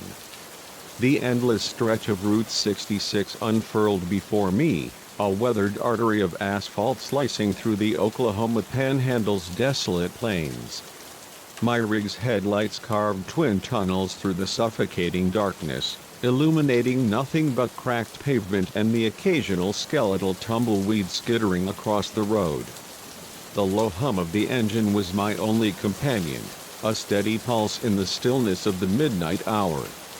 My hands, roughened by 2 decades of gripping steering wheels, held the wheel with a practiced ease, but a faint tension coiled in my shoulders. Just another long haul, I told myself, willing the miles to pass. But the night had other plans, and what unfolded over the next few hours would become the most harrowing chapter of my 20-year career as a trucker. My name is Caleb Morrow, and I've been hauling freight across the country since I was old enough to earn my CDL. I've seen my share of oddities on the road: ghostly hitchhikers, unexplained lights, the kind of stories that get swapped over stale coffee at 3 a.m. diners. But nothing, not the eerie fog of the Smokies or the strange shadows in the Mojave, could have braced me for what I encountered on that forsaken stretch of Route 66. It was around 2:30 a.m., and I'd been driving for 7 hours, running a load from Tulsa to Albuquerque. The cab of my Freightliner was a cocoon of familiarity, the CB radio crackling faintly, the dashboard lights casting a soft glow. I was slipping into that trance-like state long-haul drivers know well, half awake, half dreaming, just me and the open road. That's when I first noticed the headlights in my rear-view mirror. They appeared suddenly, twin orbs of pale light hovering at the edge of my vision. At first, I paid them little mind. Other vehicles aren't uncommon, even at this hour, on a route as storied as 66. But as the minutes ticked by, a prickle of unease crept up my spine. The vehicle behind me was matching my speed with uncanny precision, maintaining a constant distance whether I nudged the accelerator or eased off. I frowned, glancing at the mirror. The lights were steady, unyielding, like eyes that refused to blink. I flicked on the CB, thinking it might be another trucker playing a prank. Breaker 19, this is Road Rambler. Anyone tailing me out there? I said, my voice steady despite the growing knot in my gut. The radio answered with silence, not even the usual static. I tried again, switching channels, but the airwaves were dead, an unnatural quiet that felt like a held breath. The headlights remained, a persistent shadow in my mirror. I sped up, pushing my rig to 70, then slowed to a crawl. Each time, the vehicle mirrored me, never closing the gap, never falling back. At a deserted pull-out, I eased onto the shoulder, hoping to get a look at my pursuer. The vehicle stopped too, just beyond the reach of my tail lights, its form shrouded in the night. As soon as I pulled back onto the highway, it was there again, a relentless specter trailing my every move. My palms grew slick on the wheel, the cab's warmth turning stifling. This wasn't normal, not by a long shot. Things took a stranger turn as we crossed a barren stretch of prairie, the stars above obscured by a sudden bank of clouds. The headlights behind me flickered out, vanishing as if snuffed by an unseen hand. For a moment, relief washed over me. Maybe they'd turned off, or broken down. But then, to my horror, new headlights appeared in my side mirror, the vehicle now running parallel to my rig, keeping perfect pace along the narrow shoulder. My heart hammered as I craned my neck, trying to glimpse the driver. The windows were black as obsidian, reflecting the starry sky like a void. "What the hell do you want?" I shouted, the words swallowed by the cab's confines. As if in answer, the vehicle, a sleek, vintage sedan straight out of the 60s, surged ahead, cutting in front of me with a grace that defied its age. Its body was a deep, unnatural black, absorbing my headlights rather than reflecting them. I gripped the wheel, my mind racing. I grabbed the CB mic again, desperation creeping into my voice. "Mayday, mayday, this is Caleb Morrow on Route 66, mile marker 142. I've got a vehicle harassing me, anyone copy?" The radio crackled to life, but what came through wasn't a reply. It was a low, rhythmic hum, laced with distorted syllables in a language that twisted my gut. The sound pulsed for a few seconds, then cut off, leaving a silence that rang in my ears. A high-pitched whine erupted from the sedan ahead, and as I watched, dumbstruck, its rear began to morph. The metal seemed to ripple, reshaping into a mechanical appendage, a claw-like arm that reached back toward my rig, its surface glinting with an oily sheen. "Oh, hell no," I growled, slamming on the brakes. The tires screeched, 40 tons of steel shuddering to a halt. The sedan shot forward, its claw grasping at empty air where my front bumper had been moments before. It skidded to a stop 100 yards ahead, its form shimmering in my headlights like a mirage. For a heartbeat, everything was still. I sat there, hands white-knuckled on the wheel, staring at the motionless car. My mind struggled to process what I'd seen: a car that wasn't a car, an arm that shouldn't exist. Then, slowly, the driver's door creaked open. A figure emerged, and the last threads of rational thought unraveled. It was humanoid, but wrong, too tall, too thin, its movements fluid yet jerky, like a puppet on frayed strings. As it turned toward me, I glimpsed its face, or lack thereof. Where features should have been was a smooth, reflective surface, like polished black glass, mirroring the night sky. Instinct took over. I threw the rig into reverse, tires spinning as I backed away as fast as the beast would allow. The figure began to walk toward me, its stride unnaturally smooth, closing the distance with terrifying speed. I shifted into drive, swerving onto the opposite lane, praying the road was empty. I floored it, pushing the engine to its limits, the speedometer climbing past numbers it was never meant to reach. In my mirrors, the sedan pursued, gaining with impossible ease, its claw arm extended, reaching for my trailer. The CB erupted again, that alien hum filling the cab, now accompanied by a chorus of clicks and whispers that seemed to come from inside my skull. I ripped the mic from its mount and hurled it to the floor, but the sound persisted, inescapable. The sedan was right behind me, its headlights blinding in my mirrors. Just as I braced for impact, I saw a faint glow ahead, the lights of a small town, a beacon of salvation. I'd lost track of where I was, but right then, I didn't care. Civilization meant people, witnesses, safety. I laid on the horn as I roared into the outskirts of a dusty hamlet, the kind of place with one stoplight and a diner that never closed. I screeched around a corner, my trailer fishtailing, and glanced in the mirror. The sedan was gone. I slammed on the brakes, the rig lurching to a stop outside a neon-lit diner. A handful of patrons peered out the windows, startled by the commotion. I sat there, chest heaving, waiting for the sedan to reappear, but the street remained empty, silent except for the ticking of my cooling engine. On unsteady legs, I climbed down from the cab.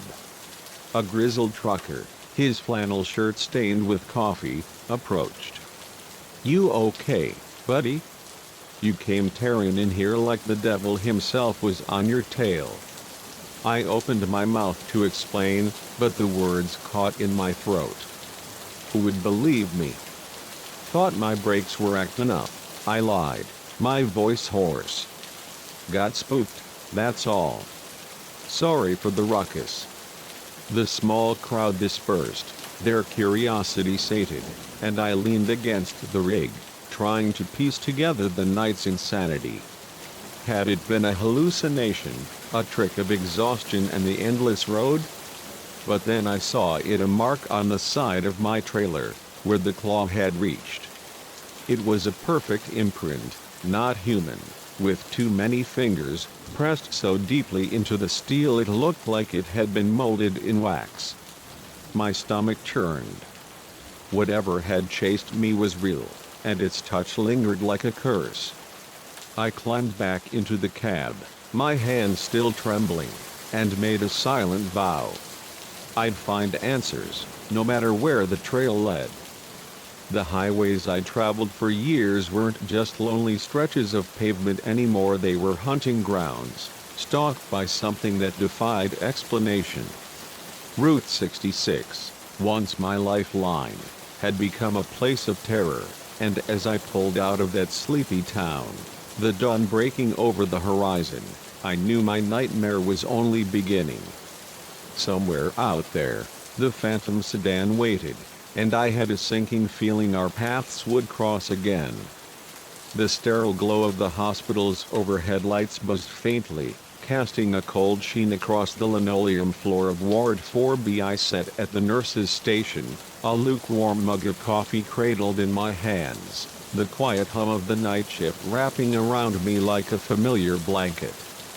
6 years as a nurse at St. Augustine Medical Center had shown me the full spectrum of human frailty: heart attacks, psychotic breaks, the chaos of full moon nights, but nothing in my experience could have prepared me for the chilling mystery that unfolded during that fateful shift. The air felt charged, heavy with an electric tension that made my skin prickle, as if the hospital itself were holding its breath.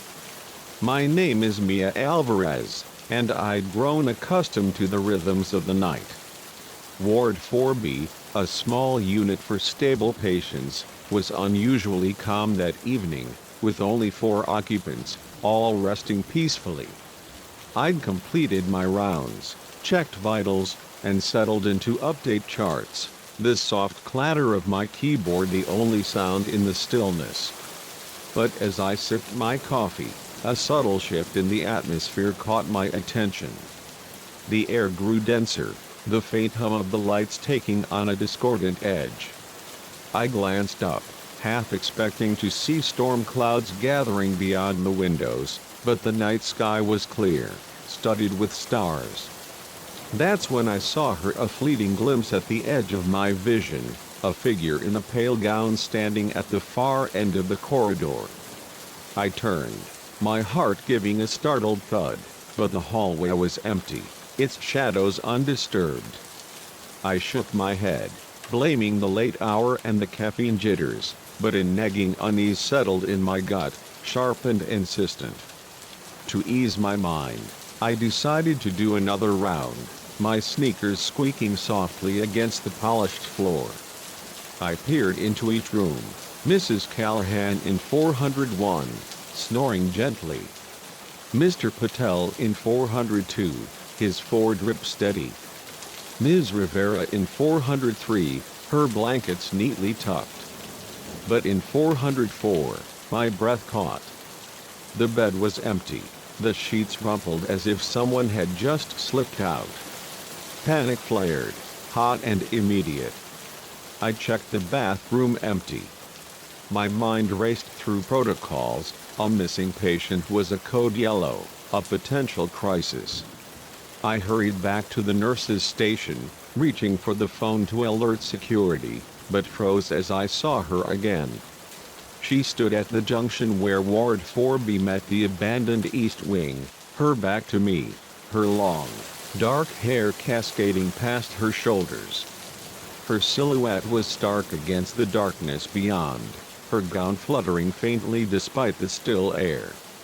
"Ma'am," I called, my voice echoing in the silent corridor. "You shouldn't be out of bed. Let me help you back." She didn't move, didn't acknowledge me, her stillness unnerving. I stepped closer, my pulse hammering. "Ma'am, are you all right?" I said, now only a few feet away. I reached out, my hand trembling, and touched her shoulder or tried to. My fingers passed through her, meeting only cold air. I stumbled back, a gasp escaping my lips. Slowly, she turned, and I found myself staring into the face of a young woman, her skin translucent, her eyes twin voids of endless black. Her mouth opened, but instead of words, a low, mournful wail emerged, chilling me to the bone. The lights flickered, a wave of icy cold washing over me, and I ran. I'm not proud of it. All my training, all my years of keeping calm under pressure, vanished in that moment. I sprinted to the nurse's station, my breath ragged, and grabbed the phone, my fingers shaking as I dialed security.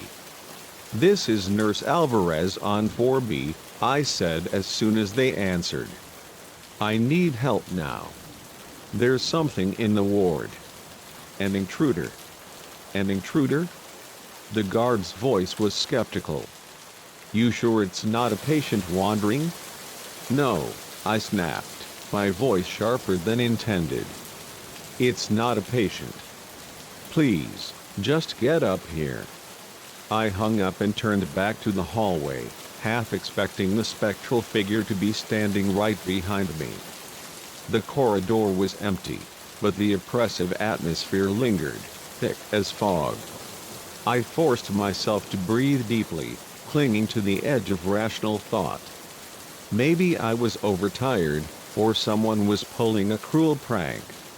But deep down, I knew what I'd seen wasn't human, wasn't of this world. The elevator chimed, and 2 security guards stepped out, their flashlights cutting through the dimness. I spilled out the story, omitting the part about my hand passing through the figure. I knew how that would sound. "All right, Nurse Alvarez," the older guard, a burly man named Carl, said, his tone reassuring but cautious. "We'll sweep the floor. Stay here, and if you see anything, radio us immediately." I nodded, grateful for their presence, though my unease only deepened as they disappeared down the corridor. The minutes stretched, each one heavier than the last. The ward wasn't large, they should have been back by now. I was about to call them when the lights went out, plunging the floor into darkness. Even the emergency backups failed, leaving only the faint glow of the computer monitors at the station. In the sudden black, I heard footsteps light, ethereal, coming from the direction of the East Wing. These weren't the guards' heavy treads but something softer, almost otherworldly. I fumbled for my phone, activating its flashlight. The beam was pitiful against the encompassing void.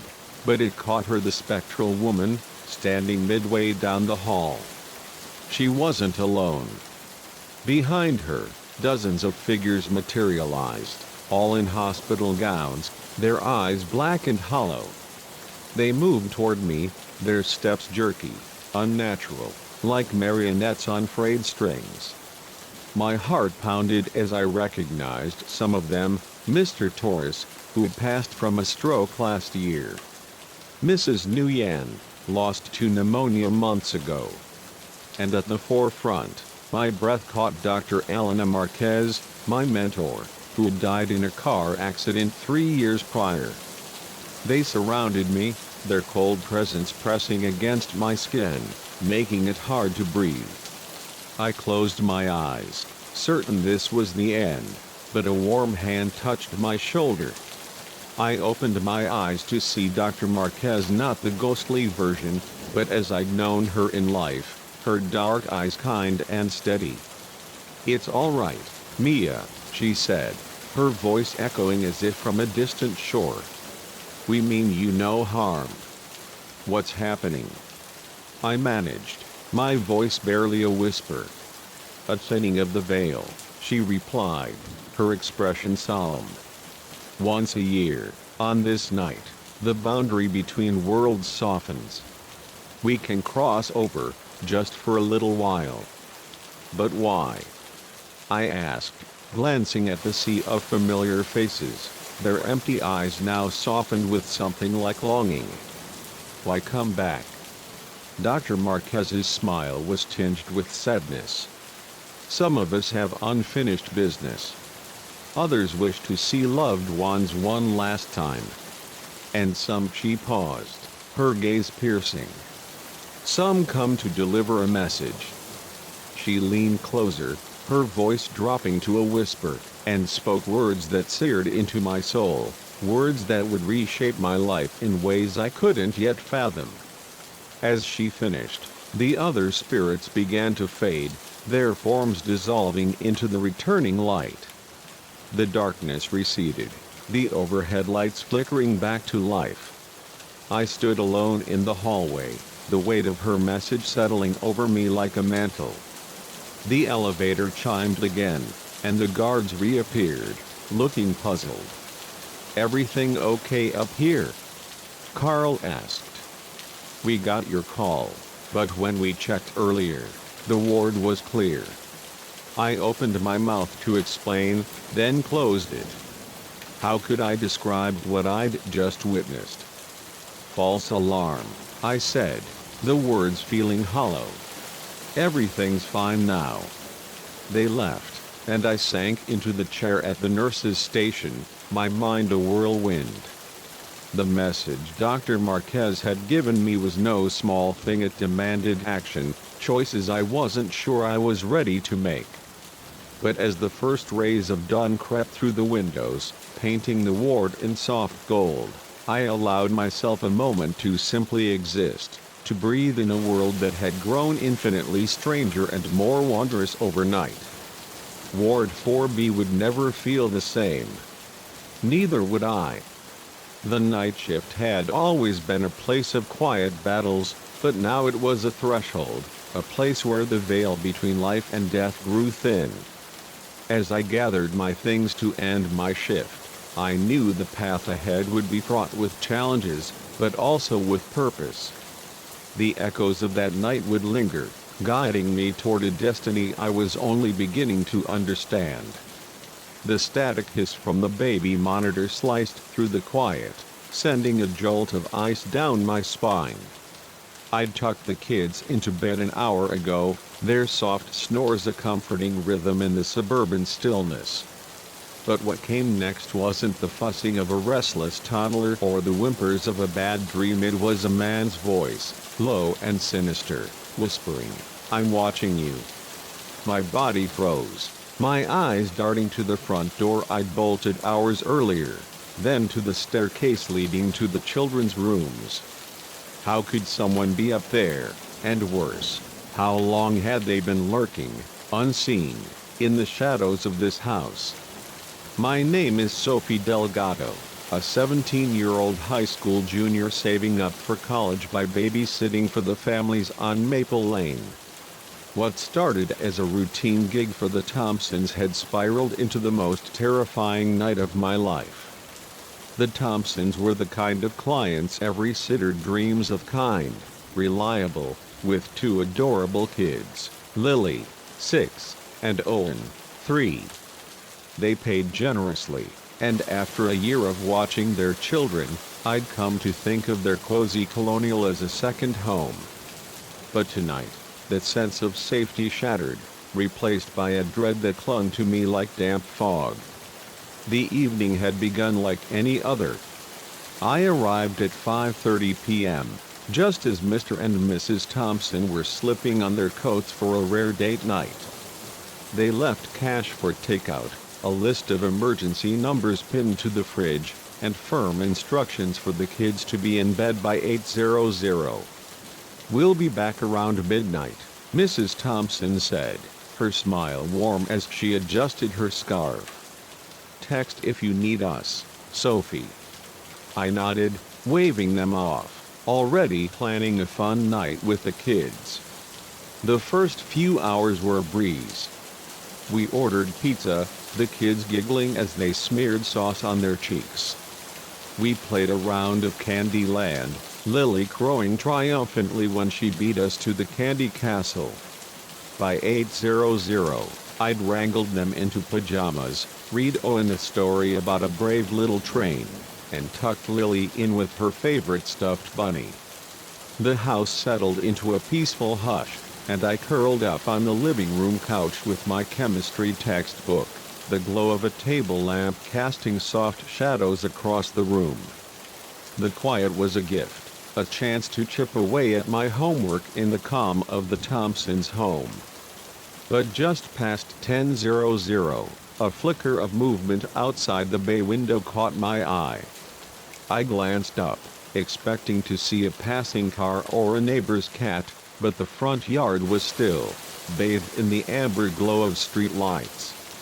I crossed to the window, peering out, but saw nothing: no headlights, no rustling bushes. "Just your imagination," I muttered, shaking off the unease.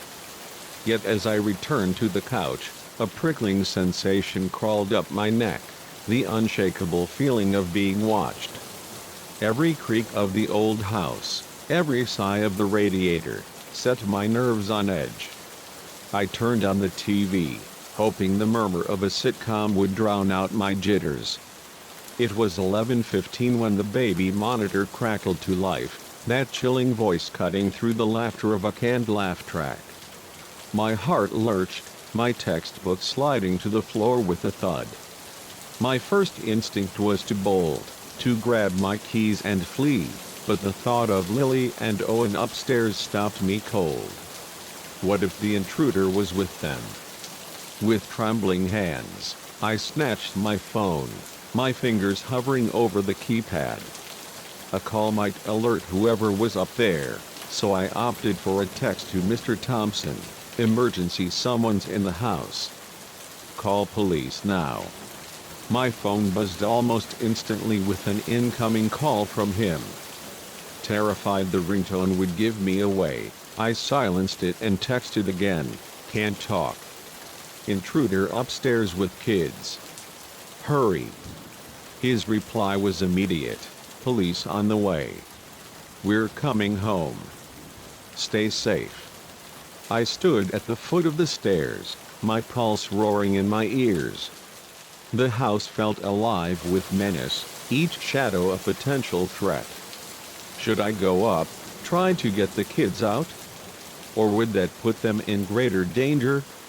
Before I could decide, I heard its slow, deliberate footsteps overhead, moving from one bedroom to another. Then silence, heavy and suffocating. The monitor crackled again, and the voice returned, its tone dripping with malice. "Come upstairs, Sophie. The kids want to say goodnight." A whimper escaped me. How did he know my name? What had he done to Lily and Owen? I glanced at my phone. praying for the flash of police lights, but the street remained dark. I couldn't just stand here, paralyzed, while a monster prowled above. My eyes scanned the room for a weapon, landing on a heavy brass candlestick on the mantel. It wasn't much, but it was solid. I gripped it tightly, the cold metal grounding me as I crept toward the stairs. Each step creaked under my weight, the sound deafening in the oppressive quiet. My breath came in shallow gasps, my heart a frantic drumbeat. At the top, I paused, straining to hear any sign of the intruder. The hallway stretched before me, dimly lit by a nightlight's soft glow. Lily's door was closest, slightly ajar, a sliver of darkness beckoning. I pushed it open, wincing at the faint squeak of the hinges. The room was still, Lily's bed a mound of blankets under the faint light of her star-shaped lamp. I tiptoed to her side, whispering, "Lily, wake up. We need to go." She didn't stir. Dread tightened its grip as I pulled back the covers only to find pillows arranged to mimic a sleeping child. A floorboard creaked behind me. I spun, raising the candlestick, ready to strike, but the doorway was empty, the hallway beyond a void of shadows. My breathing was ragged now, panic threatening to overwhelm me. Where was Lily? Where was the intruder? I backed out of the room, my eyes darting from door to door. Owen's room was next, its door closed. My hand trembled as I reached for the knob, but before I could turn it, a child's giggle echoed from downstairs. I froze, my mind reeling. How?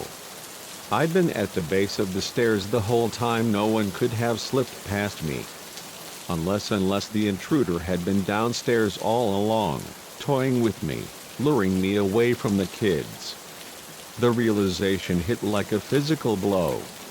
I turned to race back down, but Owen's door swung open, revealing a figure in the darkness. He was impossibly tall, his silhouette filling the frame, his head brushing the lintel. "Hello, Sophie," he said, his voice the same venomous whisper from the monitor. "I've been waiting." I didn't think. I swung the candlestick with all my strength, aiming for his head. It connected with a sickening crunch, and the figure crumpled to the floor. I didn't wait to see if he was down for good. I flew down the stairs, nearly tripping in my haste, following the sound of the children's voices to the kitchen. Bursting through the door, I stopped dead, my mind struggling to process the scene before me. Lily and Owen sat at the kitchen table, happily spooning ice cream from bowls, their faces smeared with chocolate. Standing beside them, looking bewildered, were Mr. and Mrs. Thompson. "Sophie!" Mrs. Thompson exclaimed, her brow furrowed with concern. "Are you all right? You look like you've seen a ghost." I stood there, gasping, the candlestick still clutched in my hand. "The intruder," I stammered. Upstairs I heard him on the monitor. He was in the kids' rooms. Mr. Thompson stepped forward, his expression gentle but firm. "Sophie, there's no one else here. We came home early and found the kids awake. They said you let them have a late-night treat." I shook my head, disbelief warring with exhaustion. "No, I didn't. I heard him. I hit him upstairs with this." I held up the candlestick, my voice trembling. Mrs. Thompson guided me to a chair, her touch soothing. "I think you might have dozed off, honey. Had a bad dream, maybe?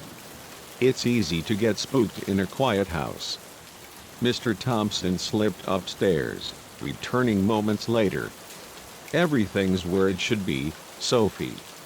No one's up there, and all the lamps and candlesticks are in place." I sat, my mind spinning as the Thompsons tried to comfort me. They insisted it was just a nightmare, likely triggered by school stress or the late hour.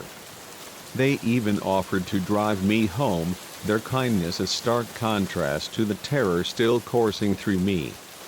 As I gathered my things, their words echoed, a dream, nothing more.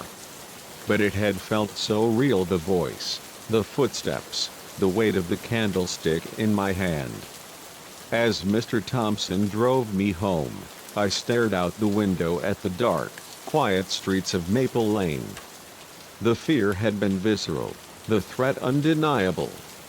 Yet here I was, safe, with no evidence to support my story.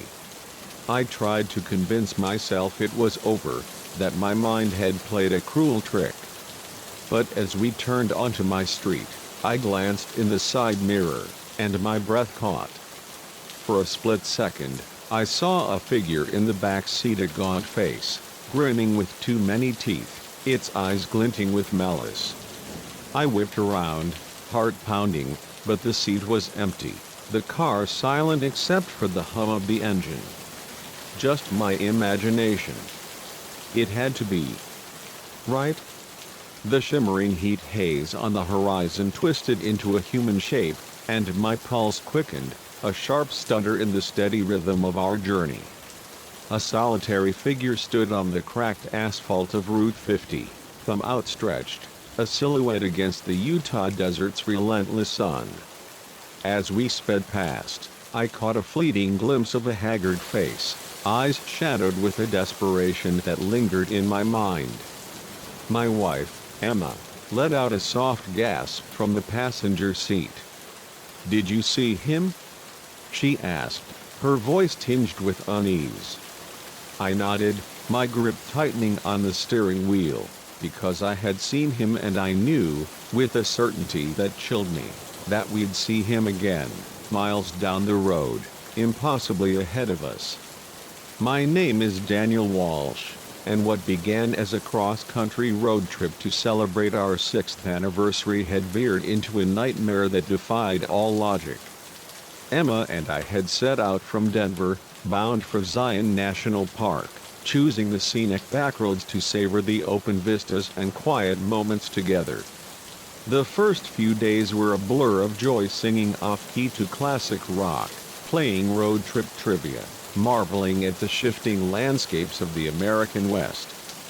But as we crossed into the vast, empty heart of Utah's desert, a subtle shift crept into the air. The silence grew heavier, the horizon more oppressive, and even the radio sputtered into static, no matter how I twisted the dial. We first encountered the wanderer about an hour into the desolate stretch of Route 50, known to locals as the loneliest road in America. He appeared as if conjured from the heat, standing alone on the roadside, his tattered jacket flapping in the dry wind.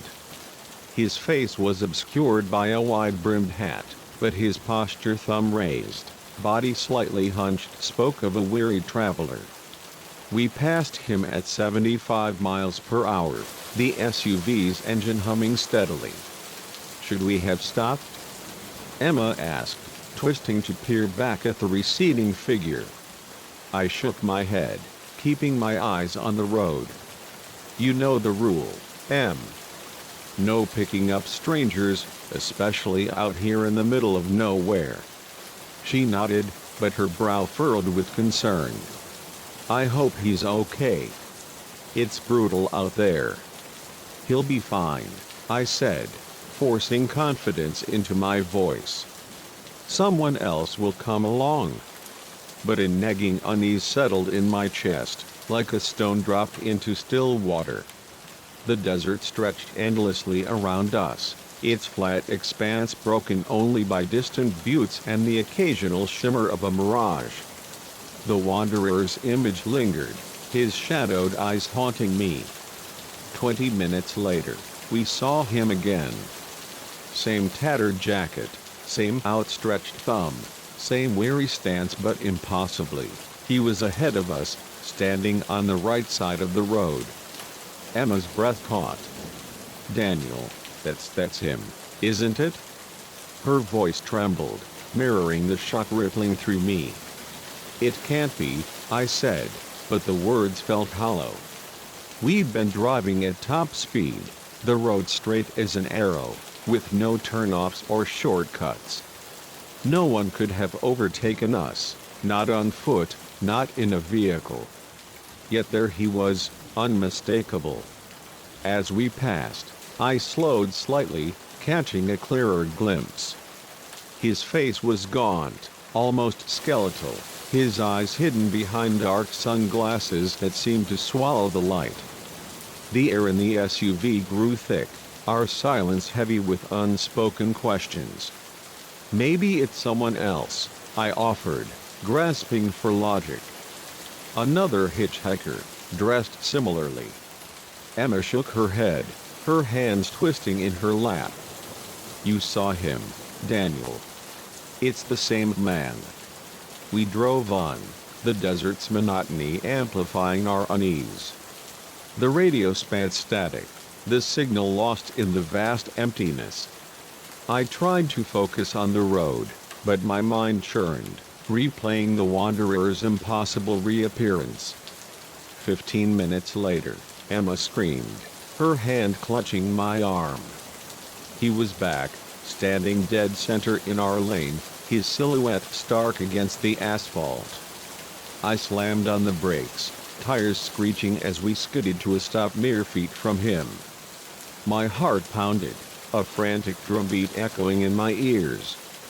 The wanderer stood motionless, his sunglasses glinting in the sunlight. Slowly, deliberately, he raised a hand, pointing directly at us. "Oh God, Daniel," Emma whispered, her voice breaking. "What do we do?" I was paralyzed, every instinct screaming to reverse and flee, but a morbid fascination held me in place. I needed to understand what this was, what he wanted. I rolled down my window, the blast of hot air carrying a faint, acrid scent like sun-baked decay. "What do you want?" I called, my voice thin against the desert's vastness. His mouth moved, but the sound that emerged was wrong, a crackling hiss, like a radio tuned between stations, punctuated by sharp clicks and guttural syllables that made my skin crawl. Then, without warning, he was gone. Not running, not fading, but simply gone, as if the desert had swallowed him whole. Emma and I stared at each other, pale and shaking. "Did that just happen?" she asked, her voice barely audible.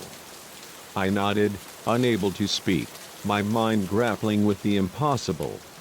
With trembling hands, I eased the SUV back into motion, the road stretching ahead like a taunt.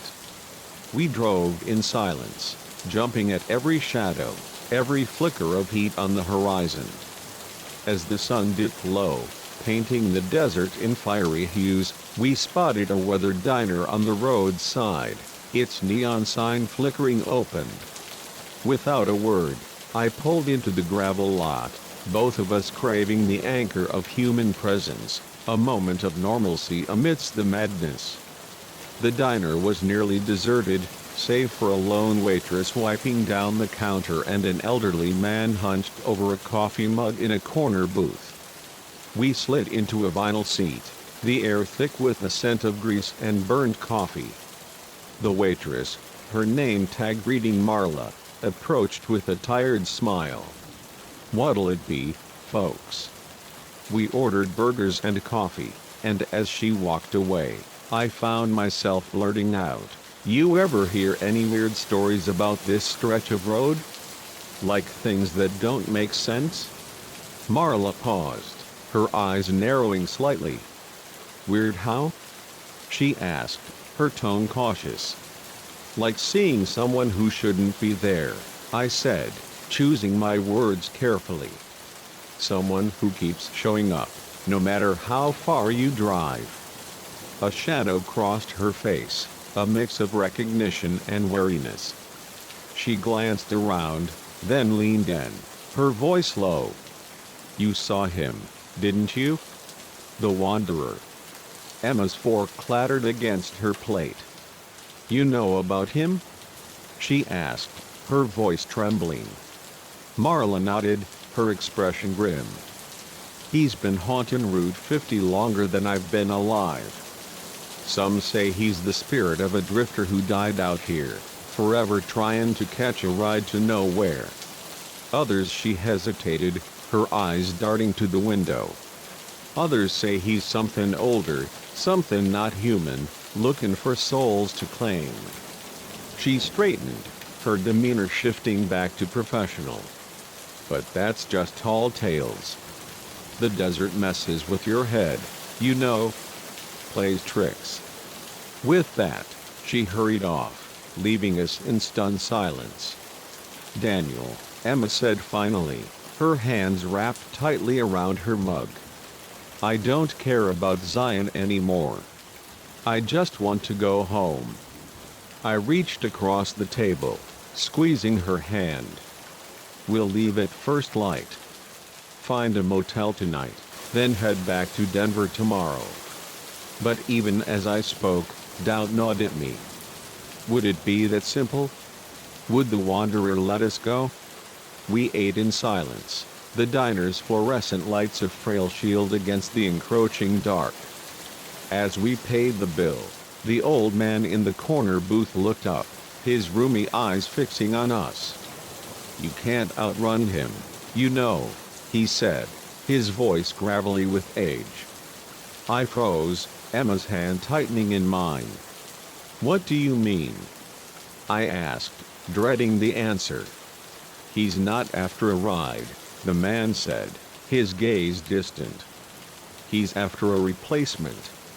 Someone to take his place on this cursed road, so he can finally rest. Been that way for decades. He turned back to his coffee, staring out at the desert. I've been dodging him since '83, the night I passed him by, thinking I was clever. You can't escape him. He'll always be there, waiting until you give in, or find someone else to take your burden. Emma's breath hitched, her eyes wide with fear. Let's go, Daniel, she whispered, tugging me toward the door. We stepped into the cooling night, the old man's words echoing like a prophecy. As we climbed into the SUV, I scanned the empty road, half expecting to see the Wanderer's silhouette. We drove through the night, pushing the speed limit, the desert a blur of shadows and starlight. But no matter how fast we went, I couldn't shake the feeling of being followed. Every glance in the rearview mirror carried the threat of that gaunt figure, his two dark eyes and jagged grin waiting to claim us.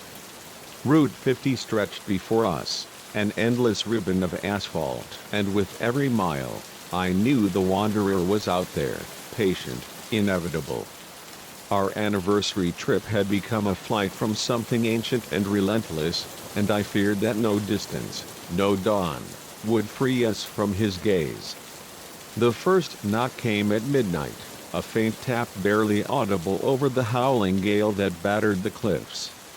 I dismissed it as debris flung against the heavy oak door of the Storm Point lighthouse, a weathered sentinel perched on a jagged outcrop off the Oregon coast. But as the night wore on, the knocking grew insistent, a rhythmic pounding that reverberated through the stone walls, shaking the very bones of my solitary refuge. The storm raged outside, its fury making any visitor unthinkable, yet the sound persisted, relentless and unnatural. As I descended the spiral staircase, my flashlight's beam trembling in my grip, a bone-deep certainty gripped me, whatever waited beyond that door was not of this world. My name is Elias Carver, and for 6 years, I've been the keeper of Storm Point Lighthouse, a beacon guiding ships through the treacherous waters of the Pacific Northwest. The life suits me a solitary dance of routine and responsibility, tending the light, logging the tides, finding solace in the isolation. The rugged beauty of the rocky islet, surrounded by churning seas, has been my sanctuary, a place where the world's noise fades to a whisper. But on that tempestuous night in late November, the sanctuary became a battleground, and I learned the true weight of my duty. The day had begun with the usual tasks: polishing the lens, checking the generator, noting the barometer's steady drop as a storm brewed on the horizon.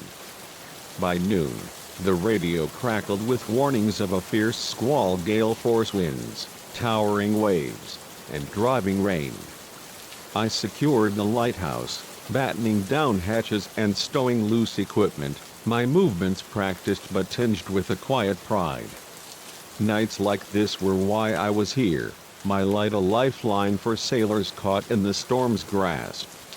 As dusk fell, the tempest struck with primal force, waves crashing against the cliffs, spray lashing the tower's lower windows.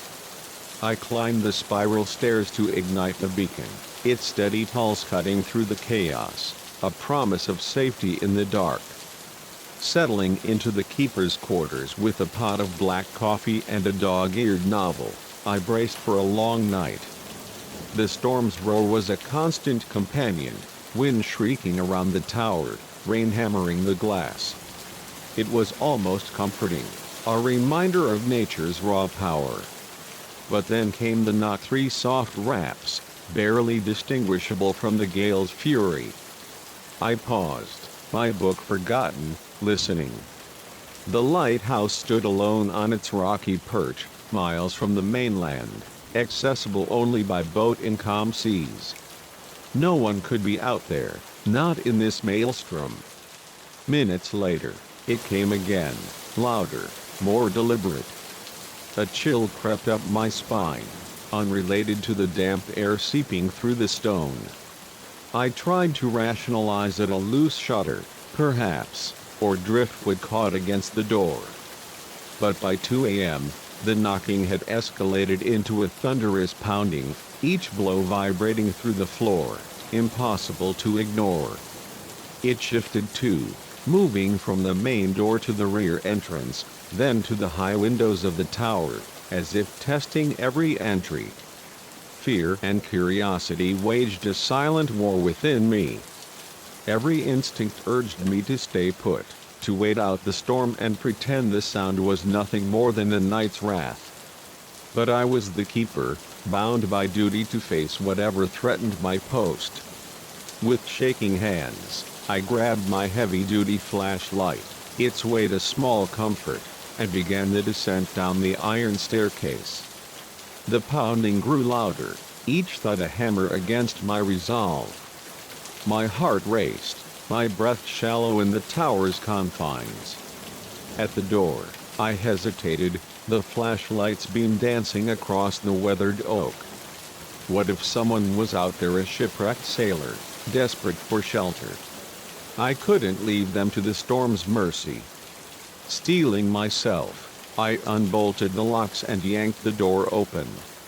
The wind roared in, driving rain and salt spray into my face, nearly knocking me back. I raised the flashlight, squinting against the onslaught. The small porch was empty, the rocky path beyond lashed by waves. I swept the beam across the cliffs, searching for any sign of life, but found only the storm's chaos. Relief surged, followed by confusion. If no one was there, what had caused the noise? Then I saw it, just at the edge of the light's reach, down by the water's edge, a figure, standing motionless amidst the crashing surf. I blinked, certain my eyes were playing tricks, but it remained, tall and gaunt, draped in a tattered coat that whipped in the wind. Its face was hidden in shadow, but its presence was undeniable, radiating a menace that set my nerves alight. "Hello," I shouted, my voice swallowed by the gale. "Do you need help?" The figure didn't respond, didn't move, simply stood, facing the lighthouse, facing me. A wave of dread crashed over me, colder than the sea. I was about to retreat, to radio for help, when the figure raised an arm, pointing directly at me. Then, impossibly, it began to move not along the shore, but across the water's surface, its steps steady despite the churning waves. I slammed the door shut, my heart pounding, and threw the bolts, but the knocking resumed, now focused on the door before me, each blow shaking dust from the rafters. The sound was no longer random, it was deliberate, a demand for entry. I backed away, my mind reeling. What was out there? What did it want? The pounding intensified, the door shuddering in its frame. I turned and ran, taking the stairs two at a time, my boots clanging against the iron. I didn't stop until I reached the lantern room, bursting onto the gallery that encircled the beacon. The storm raged around me, wind tearing at my clothes, rain stinging my face. I gripped the railing, peering down at the lighthouse's base. The door hung open, swaying in the gale, and a figure emerged. Even from this height, I knew it wasn't human. Its movements were too fluid, its proportions too wrong, limbs too long, torso unnaturally thin. It paused, then slowly turned its face upward. The flashlight's beam caught pale, waterlogged flesh, eyes that glowed with a sickly phosphorescence, and a mouth that gaped too wide, revealing jagged teeth like shards of coral. It raised a distorted arm, pointing at me again, and began to climb, not using the stairs inside, but scaling the tower's exterior, its movements quick and insect-like, clinging to the stone with unnatural ease. I stood frozen, horror rooting me to the spot. The wind carried its voice, a guttural rasp like waves grinding against rock, forming words that chilled my soul. "Keeper," it said, "your time is done." In that moment, the old tales I dismissed as folklore, the whispered warnings of retired keepers, came rushing back. We weren't just here to guide ships. We were guardians, standing watch against things that lurked in the deep, entities that saw our light as a challenge to their dominion. And sometimes, those things came to claim what was theirs. The creature reached the gallery, its long limbs pulling it over the railing. Faced with its glowing eyes, I made a choice. I was the keeper of Storm Point, and I would not yield. I turned to the beacon, its light still blazing through the storm, and with a silent prayer for any ships relying on it, I switched it off. The world plunged into darkness, the sudden absence of the light a physical weight. The creature froze, its form wavering as if disoriented by the blackout. Seizing the moment, I ducked past it, racing down the stairs. Its chittering cries echoed behind me, claws scraping against the iron. But I knew this lighthouse every step, every turn, and I moved with the certainty of home. I reached the base and sprinted out into the storm, not stopping until I stood on the rocky shore, the waves crashing around me. Turning, I faced the creature, now looming at the lighthouse's threshold. Its form seemed less solid away from the tower, its edges blurring in the rain. "You are the keeper," it rasped, its voice laced with confusion, perhaps fear. "I am," I said, my voice steady despite the storm's roar. "This is my light, my charge. You have no power here." For a long moment, we stood locked in defiance, man and monster, human and abyss. Then, slowly, the creature retreated, stepping backward toward the sea. With a final, piercing look, it sank beneath the waves, the water closing over it like a curtain.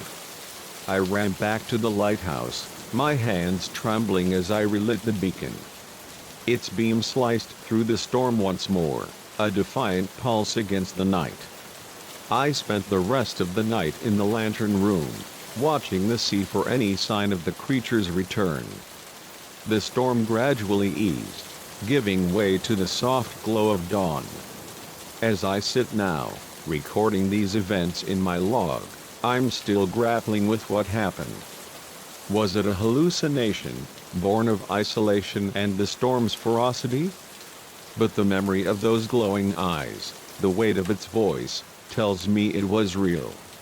The ocean holds secrets older than mankind, and as keepers, we stand at their edge, holding the line. The lighthouse is quiet now, the storm's debris scattered across the rocks, the beacon steady in the morning light. I have work to do clearing the damage, checking the equipment, coding my log in terms that won't alarm the Coast Guard. But as I go about my duties, one eye will always be on the sea.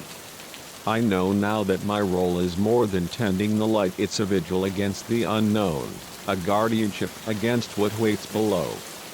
The storm has passed, but when the knocking comes again, I'll be ready, the keeper of Storm Point, standing firm against the deep. The crunch of pine needles under my boots echoed through the unnaturally still expanse of Shadowmer National Forest, each step a jarring note in a silence that seemed to devour sound itself. I'd been a ranger here for 16 years, navigating its trails through blizzards, wildfires, and the occasional lost hiker, but never had I felt the woods so empty, so watchful. No chirping birds, no scampering rodents, not even the hum of insects, just a heavy, expectant quiet that pressed against my skin like a warning. As I ventured deeper into the forest's heart, a primal instinct whispered that I was stepping into a snare, one set long before I was born. My name is Nora Bennett, and at 39, I've poured my life into protecting Shadowmer, a sprawling wilderness in the Oregon Cascades. I thought I'd seen it all: poachers, illegal camps, the raw fury of nature, but nothing could have prepared me for the enigma I uncovered on that chilly October morning. It began with reports from hikers about strange markings on trees, cryptic symbols that seemed to unsettle even the most seasoned trekkers. At first, I brushed them off as the work of pranksters or overzealous artists, but as the complaints piled up, each more urgent than the last, I knew I had to investigate. Something was stirring in my forest, and it was my duty to face it. I set out at first light, my pack loaded with gear for a day's patrol: water, radio, camera, and a sturdy knife strapped to my belt. The air was crisp, laced with the scent of damp moss and cedar, but the morning mist hung thicker than usual, cloaking the trees in a ghostly shroud. The forest felt alien, its familiar trails twisted by an unseen hand. As I drove my ranger truck to the trailhead, the mist seemed to pulse, curling around the pines like tendrils of smoke. The silence was oppressive, not the serene quiet I loved, but a void that swallowed my thoughts. Parking at the edge of the trail, I shouldered my pack and set off on foot, following coordinates from the latest hiker report. The path wound through dense stands of fir and hemlock, their branches arching overhead like a cathedral's vault. 2 miles in, I found the first marking, a series of intricate glyphs carved into the trunk of an ancient Douglas fir. The cuts were fresh, sap glistening like blood, the symbols a dizzying array of loops and angles that seemed to shift under my gaze. I snapped a photo, my fingers brushing the bark. It was warm, unnaturally so, and for a moment, I could have sworn it pulsed beneath my touch. I jerked my hand back, my heart thudding. This was no prank. These marks carried a weight, a purpose that set my nerves alight. As I continued, more symbols appeared, etched into the largest trees at irregular intervals. Each was distinct, yet they shared a haunting quality, as if whispering secrets I wasn't meant to hear. The forest grew stranger with every step. The trees loomed taller, their trunks contorted into grotesque shapes, the undergrowth choked with unfamiliar vines that shimmered an eerie violet. I checked my GPS, frowning at the screen. It showed me miles off course, in a region that didn't align with any map I knew. That was impossible. I'd memorized these woods, walked them in every season. A cold knot formed in my stomach as I pulled out my compass, only to watch its needle spin wildly, defying logic. The light was fading, the mist thickening into a veil that blurred the world. I needed to turn back, to regroup and return with backup, but a faint sound stopped me. A low, rhythmic chanting, drifting from deeper in the forest. It was both alien and hypnotic, a cadence that stirred a primal fear. Against my better judgment, I pressed on, drawn by the need to understand what was happening to my forest. The chanting grew louder, words in a tongue I couldn't place, weaving through the trees like a spell. I emerged into a clearing and froze, my mind struggling to comprehend the scene. At its center stood a circle of massive stone pillars, each towering 20 feet, their surfaces crawling with the same glyphs I'd seen on the trees. The air thrummed with energy, heavy and electric. Within the circle, a group of robed figures moved in a slow, synchronized dance, their chants rising to a fevered pitch. Hooded and faceless, they seemed less human than extensions of the forest itself, their movements fluid yet precise. I ducked behind a gnarled oak, my breath shallow, my heart pounding like a war drum. What was this, a cult, a ritual? How had they built this stone circle in the heart of Shadowmer without anyone noticing? As I watched, one figure broke from the group, stepping to the circle's center. It raised its arms, and the chanting surged, a crescendo that vibrated through the earth. The air shimmered, rippling like water, and a portal formed, a glowing, 10-foot oval that pulsed with otherworldly light. Through it, I glimpsed a landscape that wasn't Earth, skies streaked with violet, shapes moving in ways that defied biology, a world that twisted the mind. My breath caught, a mix of awe and terror flooding my senses. I must have made a sound, a gasp, a rustle, because the chanting stopped abruptly. As one, the robed figures turned, their hooded faces fixed on my hiding spot. Panic seized me, and I ran, crashing through the underbrush, branches clawing at my face and arms. The forest seemed to conspire against me, roots rising to trip me, vines snagging my pack. Behind me, I heard pursuit footsteps, unnaturally fast, accompanied by a guttural chant that echoed from every direction, as if the trees themselves were singing my doom. Time lost meaning in that frenzied flight, the forest a labyrinth of shadows and whispers. My lungs burned, my legs screamed, but I kept running until I burst from the trees and found myself back at my truck, the trailhead, a surreal beacon of normalcy. I fumbled with the keys, my hands shaking so badly I nearly dropped them. As I peeled out of the lot, I risked a glance in the rearview mirror.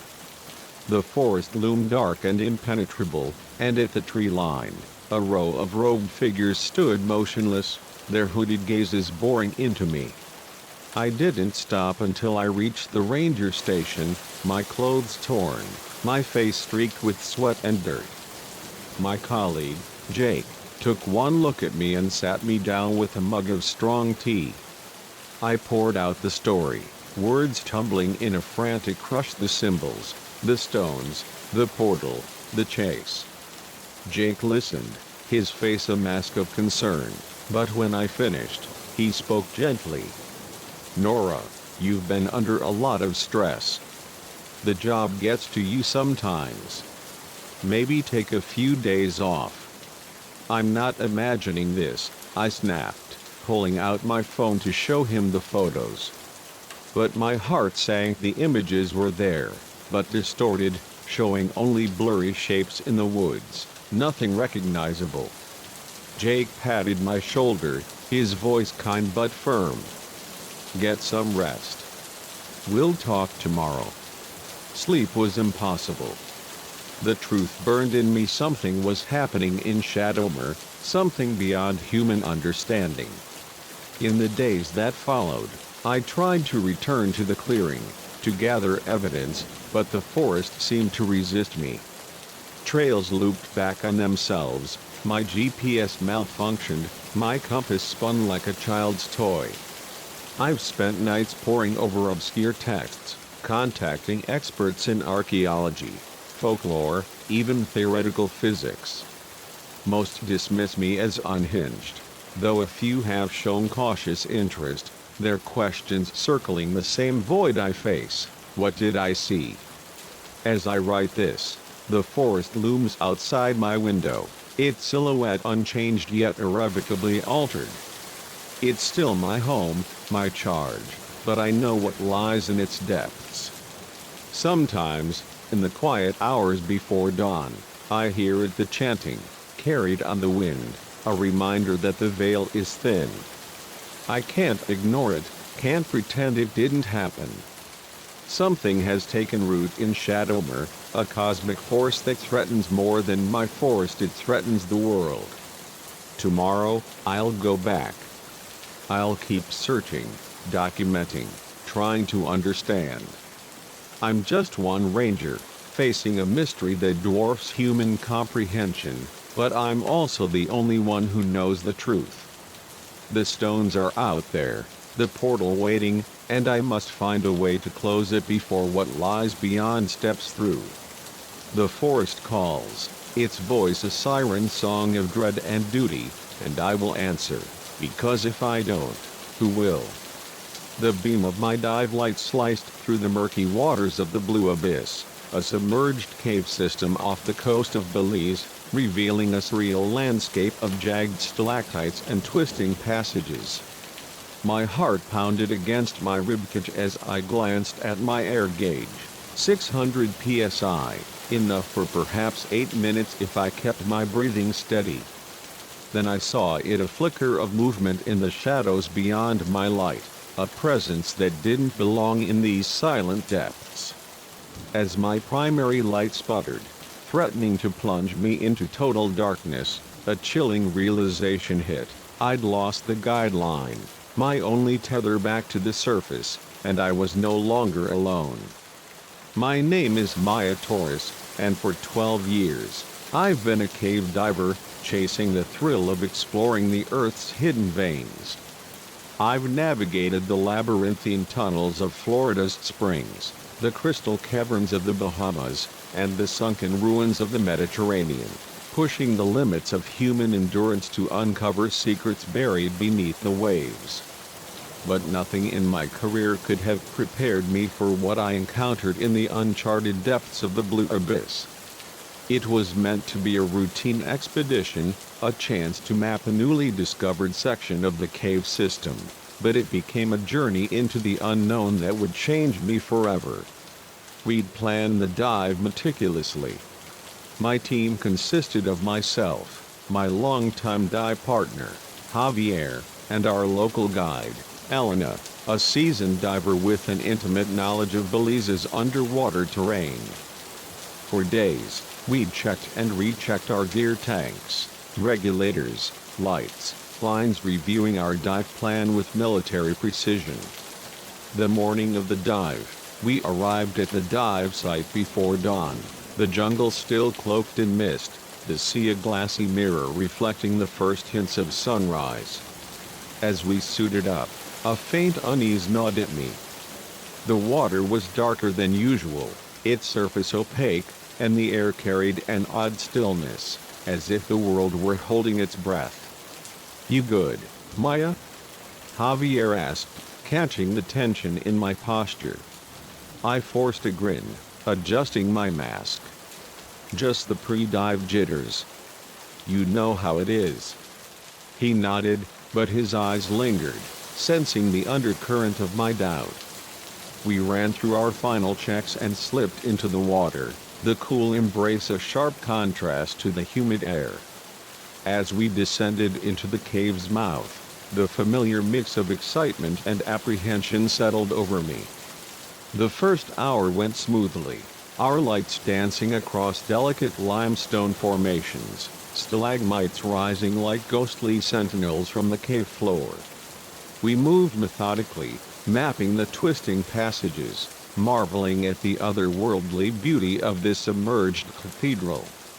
Trouble struck about 3,500 feet in.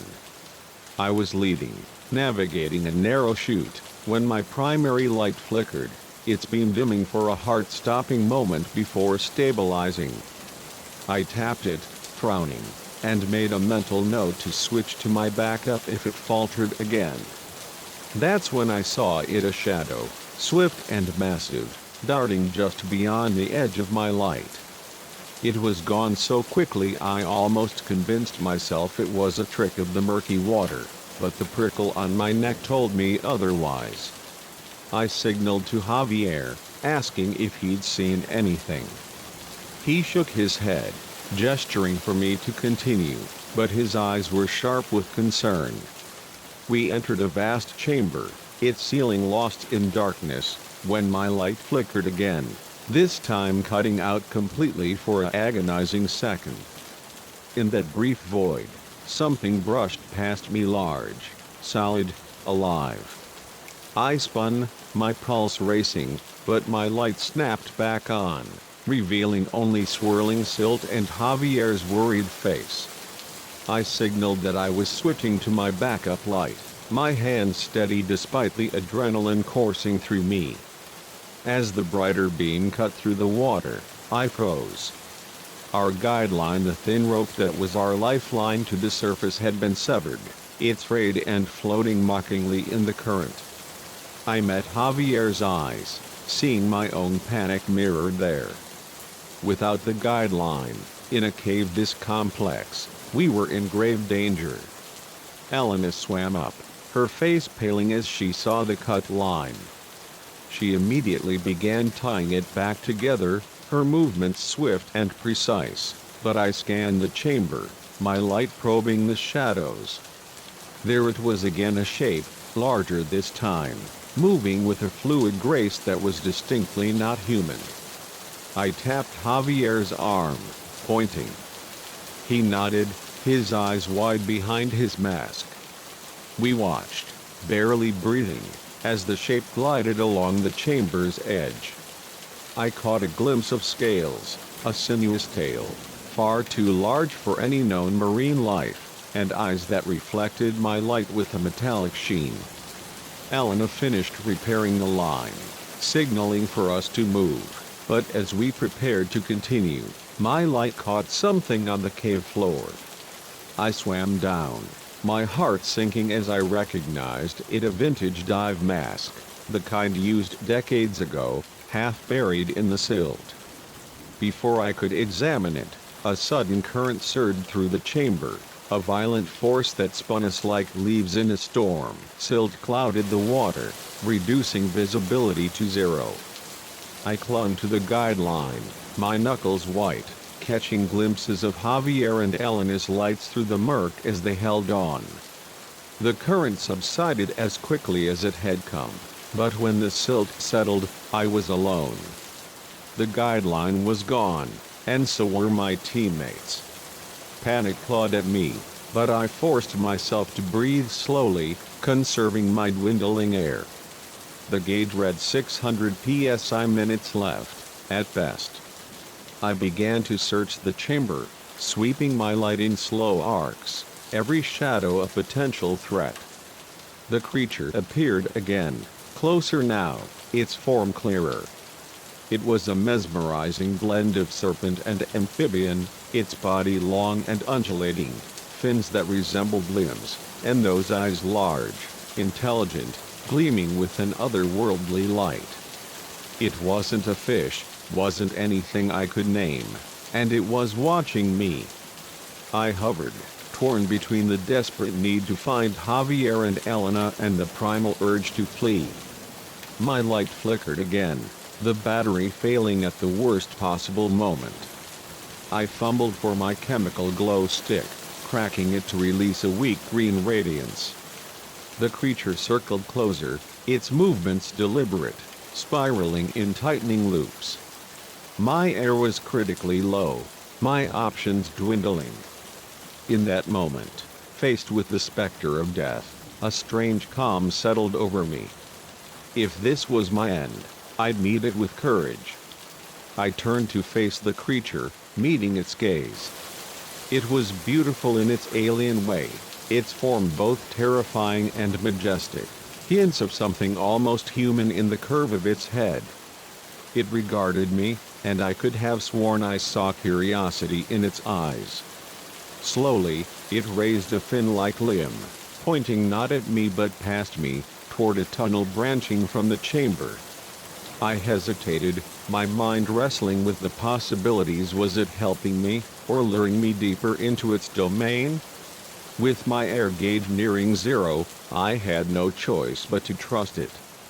I swam in the direction it indicated, and to my astonishment, the creature glided alongside, its body weaving gracefully through the water.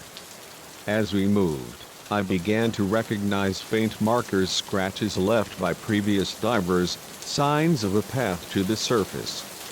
Just as my regulator hissed its final warning, we entered another chamber, and there, to my overwhelming relief, were Javier and Elena, their faces etched with shock and relief.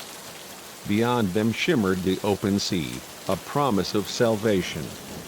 We ascended, the creature trailing us to the cave's mouth. As we broke the surface, gasping in the warm Caribbean air, I looked back. It hovered at the entrance, its eyes locked on mine. It raised its fin in a gesture I could only interpret as farewell, then vanished into the depths, a shadow swallowed by the dark. On the surface, we faced a barrage of questions from each other, from the authorities, from curious scientists. Our tale of a mysterious creature guiding us to safety was met with skepticism, even ridicule. But I know what I saw, what I felt. I haven't returned to cave diving since that day.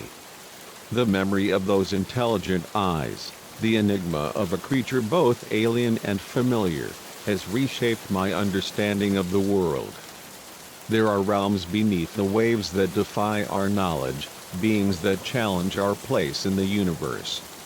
As I write this, I wonder if I'll ever see it again, if I'll find the courage to dive into those depths and seek the secrets it guards.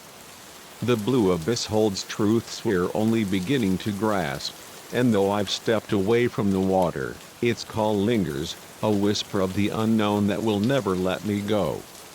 The first snowflake drifted onto my open notebook, smudging the ink of a half-finished sentence with a delicate cruelty. I looked up, my brow furrowing at the slate-gray sky, heavy with clouds that hadn't been there an hour ago. The forecast had promised clear weather for another week, yet the flakes fell faster, a swirling curtain obscuring the rugged peaks of the Sierra Nevada beyond my rented cabin. A chill slithered down my spine, not from the cold but from a growing certainty that something was amiss in these mountains and that the horror novel I'd come here to write was bleeding into reality with a terrifying clarity. My name is Julian Harper, a 37-year-old novelist teetering on the edge of obscurity. My early thrillers had earned modest praise, but nothing to call a career. This new book was my lifeline, a chilling tale set in an isolated mountain cabin where the protagonist, Clara, faces a freak blizzard and a malevolent entity born from her darkest fears. I'd leased this remote retreat in the Sierras for 6 weeks, hoping the stark beauty and solitude would fuel my creativity. The cabin's owner, a grizzled woman named Agnes, had given me a peculiar look when I mentioned my project. "Mind what you conjure up here," she'd said, her eyes sharp as flint. "These mountains have a way of listening." I'd laughed it off, chalking it up to rustic superstition, but now, as the snow thickened, her warning echoed like a prophecy. I closed my laptop and moved to the cabin's wide window, peering out at the widening landscape. The snow fell in relentless sheets, already burying the narrow path to my Jeep, parked 100 yards away. The wind howled, a mournful wail that seemed to carry voices just beyond comprehension. I shook my head, trying to dispel the fanciful thought. This was exactly the atmosphere I'd craved for my writing, a perfect storm to mirror Clara's plight. I should be thrilled, not unnerved. Yet the sensation of being watched, of eyes lurking in the gathering dark, clung to me like damp cloth. Turning from the window, I stoked the fireplace, the crackle of logs a frail defense against the storm's roar. As I reached for the kettle to brew coffee, my gaze caught on something outside, a disturbance in the fresh snow on the cabin's porch. I froze, my breath catching. There, etched in the powder, was a footprint, massive and inhuman, with clawed toes that spoke of something predatory. My heart lurched, a frantic rhythm against my ribs. It had to be a trick of the wind, snow falling in odd patterns, but the print was too precise, too deliberate. I grabbed a flashlight, its beam cutting through the dim interior, and cautiously approached the door. The wind's howl grew louder, a chorus of unseen watchers. I opened the door a crack, the icy blast stinging my face, and aimed the light at the porch. The footprint was unmistakable now, joined by others, a trail leading from the cabin into the snow-choked forest. I slammed the door shut, my mind racing. This couldn't be happening. The creature in my novel, a monstrous hybrid of Wendigo and primal terror, was fiction, a construct of my imagination. But as another gust rattled the windows, sounding like a guttural roar, doubt gnawed at me. I hurried to my laptop, opening the manuscript I'd been drafting. The words glowed on the screen, chillingly familiar.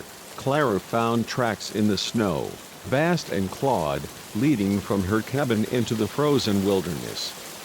As the blizzard tightened its grip, she knew she was no longer alone. I snapped the laptop shut, my hands trembling. The parallels were too stark, too precise. Was I losing my mind, or had my words somehow summoned something real? The next hour was a frenzy of preparation. I barricaded the doors with a heavy table, shuttered the windows, and piled logs on the fire until the room glowed with heat. The storm raged outside, its ferocity matched by the eerie cries woven into the wind, cries that sounded less like nature and more like a beast circling its prey. As night fell, the power flickered and died, plunging the cabin into shadow save for the fire's wavering light. I clutched the flashlight, my pulse a relentless drumbeat, and listened as a new sound emerged, a heavy tread on the porch, followed by a low, rumbling growl that vibrated through the walls. A shape loomed at the window, blocking the faint moonlight filtering through the shutters. I caught a glimpse of glowing eyes, too many teeth glinting in a maw that stretched too wide. The window shattered inward, glass sprang across the floor, and with it came a cold unlike any storm, a bone-deep chill that seemed to drain the air of life. The fire guttered, its flames shrinking to embers, and the cabin sank into darkness.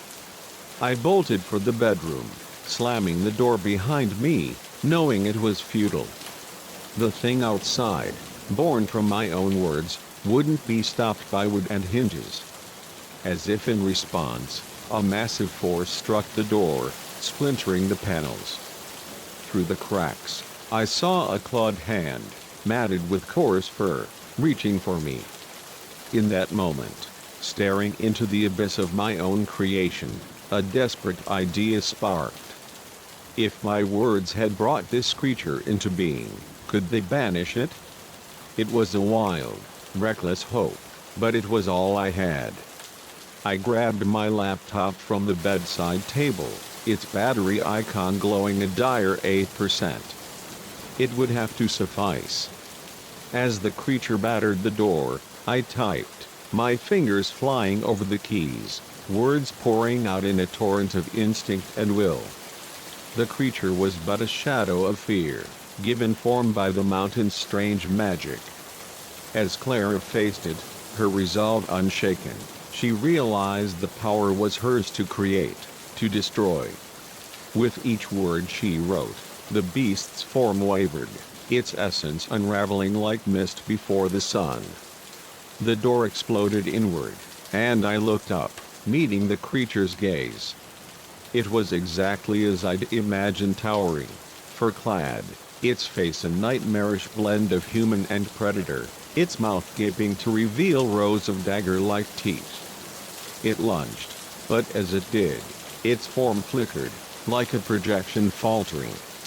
I kept typing, pouring every ounce of belief into the words. The creature's roar became a cry of confusion, its body dissolving into the storm's embrace, leaving only the whisper of snow and the scent of pine.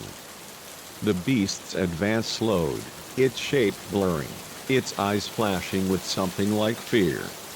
Its roar morphed into a wail, and in moments, it was gone, reduced to a gust of cold air that swirled through the broken door, carrying the faint tang of frost and forest. I stared at the empty room, the laptop's screen glowing faintly. The door hung in ruins, snow drifting across the floor, but the creature was no more. Had it been real, or a hallucination born of isolation and obsession? Then I saw them massive footprints in the snow on the bedroom floor, already melting in the fire's renewed warmth. It had been real, summoned and banished by the power of my words. As the storm began to wane, dawn's first light creeping over the mountains, I stepped onto the porch, the world a pristine canvas of white.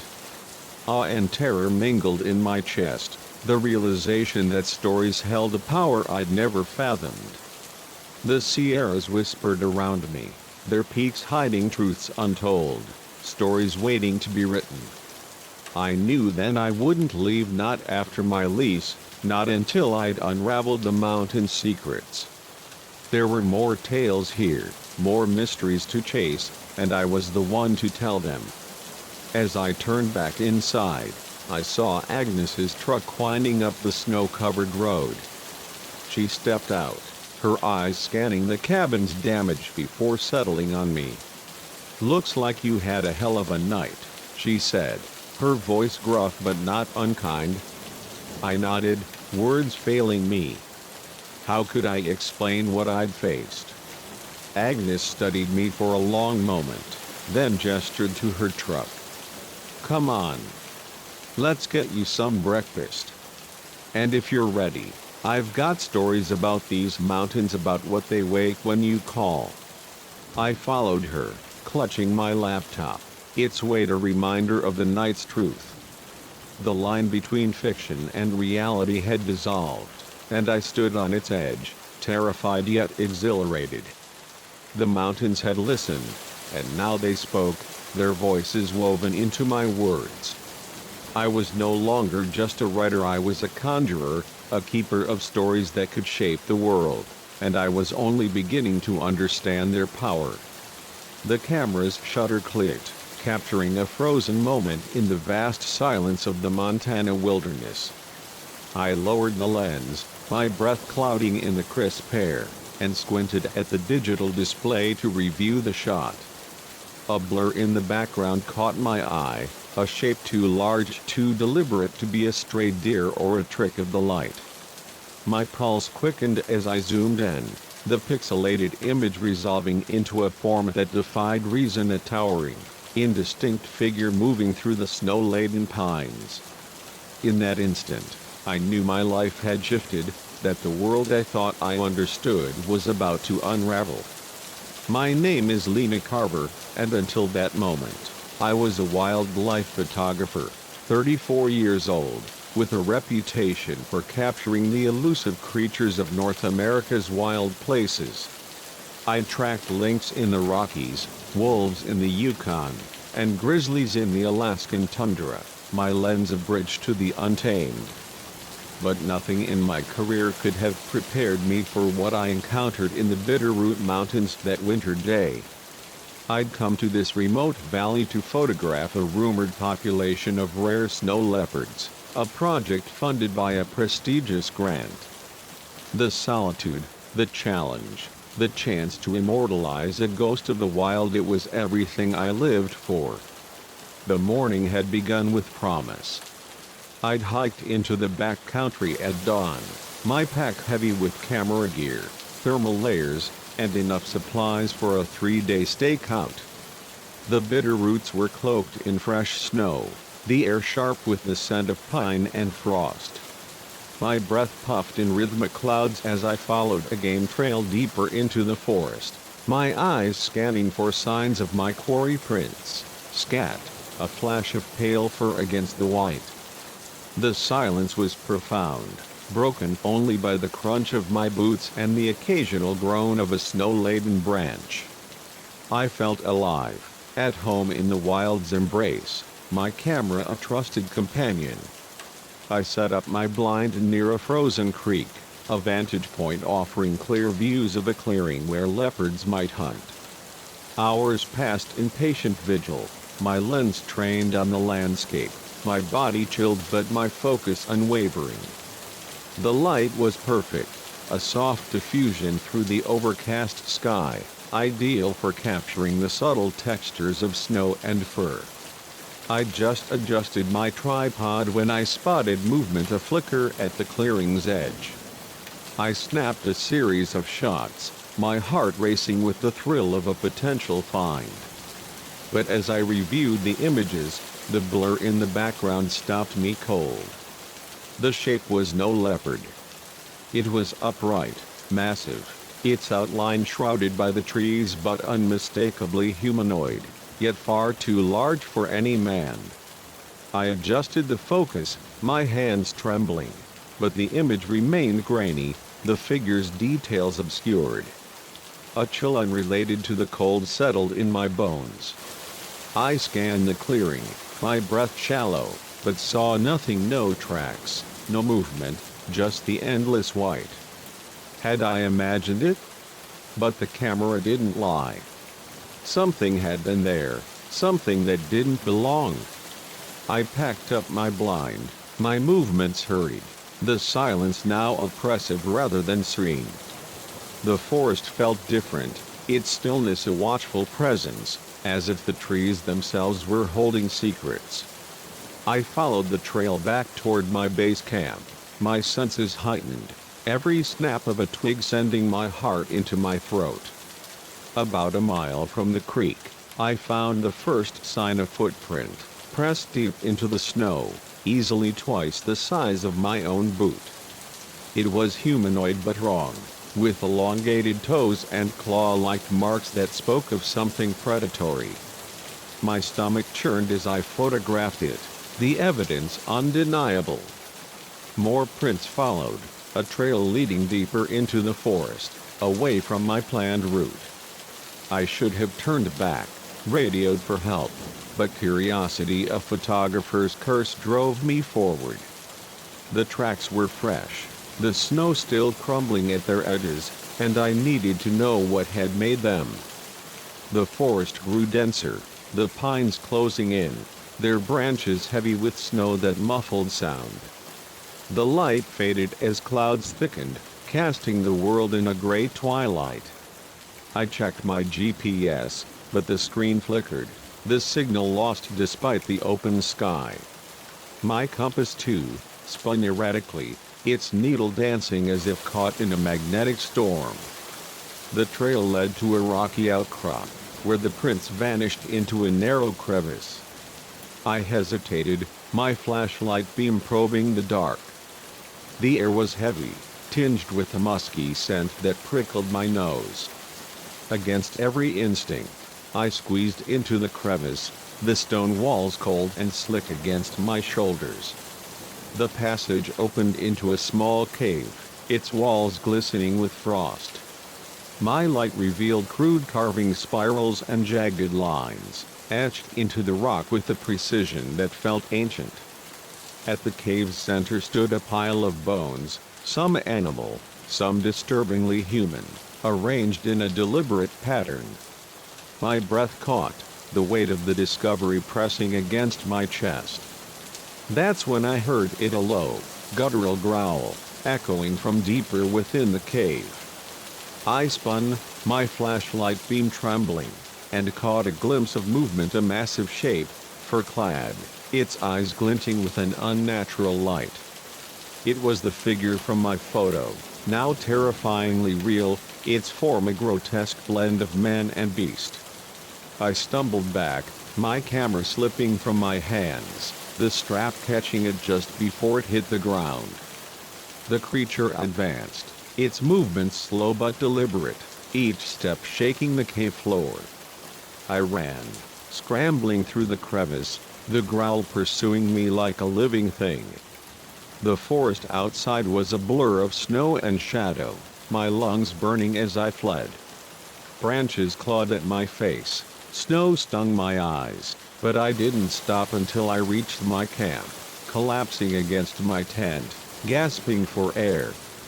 The forest was silent again, the creature's pursuit ended, but I knew it was still out there, watching.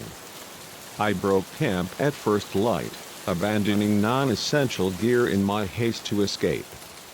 The hike back to my truck was a blur, my mind replaying the cave, the bones, the creature's eyes. I drove to the nearest ranger station, my hands shaking on the wheel, and reported what I'd seen, leaving out the wilder details to avoid disbelief. The rangers promised to investigate, but their skeptical glances told me they thought I'd succumb to the wilderness's isolation. Back in my studio, I developed the photos, hoping for clarity. The images were grainy, the figure a blur, but the footprints, the carvings, the bones, they were clear, undeniable proof. I've spent weeks researching, contacting cryptozoologists, anthropologists, anyone who might explain what I saw. Most dismiss me, but a few have listened, their questions circling the same mystery: what was it? A relic of a lost species, a guardian of the wild, or something older, something that defies our understanding? I haven't returned to the bitter roots. The grant money sits untouched, my camera gathering dust. But the images haunt me, as does the memory of those eyes, intelligent and ancient, watching from the dark. Sometimes, at night, I hear a faint growl outside my window, carried on the wind, and I wonder if it's calling me back. The wilderness holds secrets we're not meant to know, and I brushed against one, a truth that has changed me. I know I'll return someday, camera in hand, to face the creature and capture its story. Because I'm not just a photographer anymore, I'm a witness to the wild's deepest mysteries, and I can't look away. The wind sang through the pines, a low, mournful hymn that wove through the night, carrying secrets I wasn't meant to hear. I stood at the edge of the cabin's porch, my breath a fleeting ghost in the Wyoming chill, staring into the dark where the forest swallowed the moonlight. The stars above were sharp, like pinpricks in a velvet shroud, but they offered no comfort. Something stirred in the shadows, a presence that pressed against my skin, soft as a lover's touch, heavy as a warning. My name is Clara Vance, 41, a park ranger who traded city lights for the solitude of the Wind River Range. I thought I knew these woods, their rhythms, their silences. But that November night, as the pines whispered truths I couldn't grasp, I learned how little I truly understood. The day had unfolded with the quiet grace of routine. I'd patrolled the trails, checked on a family of elk, and logged soil samples for a conservation study. The cabin, my home for a decade, was a sanctuary of weathered logs and creaking floors, its walls adorned with maps and faded photographs. By evening, I'd settled by the fire, a glass of bourbon warming my hands, my dog, Juniper, dozing at my feet. The world felt right, balanced, until midnight, when a sound sharp, deliberate pierced the calm. A clatter, like metal striking wood, echoing from the shed out back. At first, I dismissed it. Old cabins groaned, and the shed, with its sagging roof and rusted tools, was no stranger to the wind's mischief. But Juniper's ears twitched, her low whine cutting through the fire's crackle. The sound came again, rhythmic, purposeful, as if someone were sifting through my belongings, testing the weight of my life. I set down my glass, the bourbon's warmth souring in my throat, and reached for the lantern on the mantel. Its soft glow cast long shadows, dancing like specters across the walls. "What's out there, girl?" I murmured, scratching Juniper's ears. Her eyes, bright with unease, mirrored my own. I slipped on my boots, the leather cold against my skin, and grabbed a flashlight, its beam a frail sword against the night. The cabin's warmth clung to me as I stepped onto the porch, the air biting, laced with the scent of pine and damp earth. The shed loomed across the clearing, its silhouette a jagged tooth against the forest's edge. Juniper padded beside me, her hackles raised, a soft growl rumbling in her chest.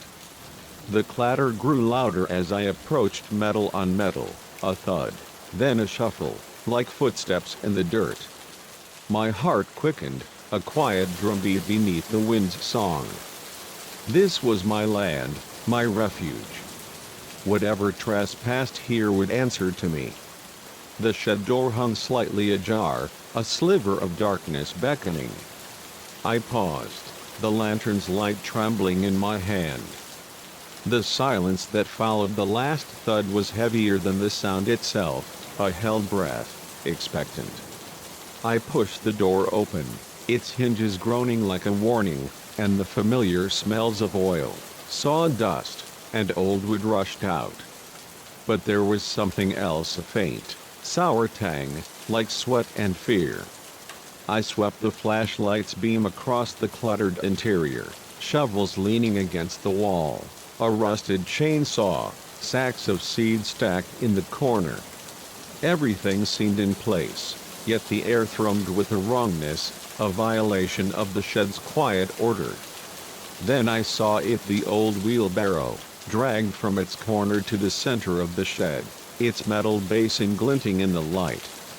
Tools lay scattered around it, crowbar, hammer, a pair of shears strewn as if abandoned mid-task. "Who's here?" I called, my voice a fragile thread in the vast night. No answer, but a faint rustle came from the back, where shadows pooled behind a pile of firewood. Juniper whined, pressing against my leg, her warmth a lifeline. I stepped forward, the dirt floor crunching under my boots, and aimed the light at the darkness. That's when I found the footprints. They weren't mine. Larger, deeper, the tread unfamiliar, they cut through the dust, leading to the woodpile. My throat tightened, the air growing thin. Someone had been here, perhaps still was. I should have retreated, called for backup, but duty, or perhaps pride, rooted me to the spot. These were my woods, my home. I wouldn't flee from shadows. "Come out," I said, my voice steadier than I felt. "We can talk, but you need to show yourself." Silence stretched, taut as a bowstring. Then, a shift in the shadows, a figure emerged, stepping into the lantern's glow.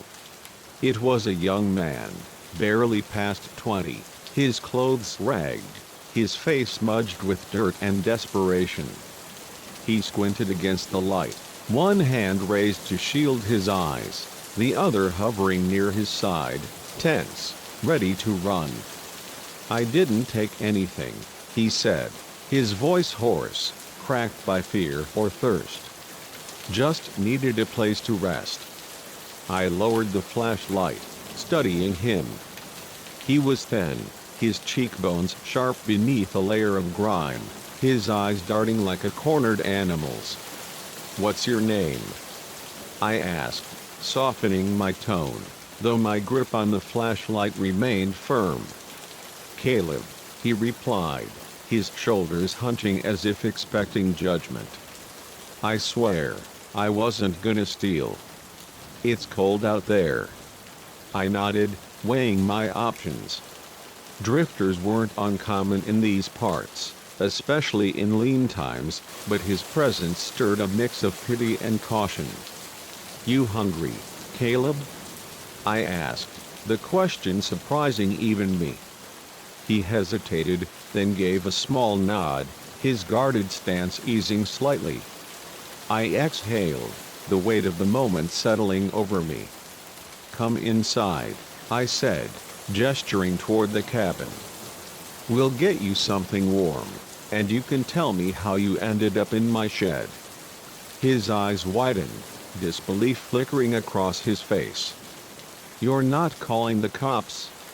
"Not unless you give me a reason," I said, turning toward the door. "Let's move. It's too cold to stand here talking." We crossed the clearing, Juniper trotting ahead, her tail wagging now that the immediate threat had passed. The night felt less hostile with company, though questions churned in my mind.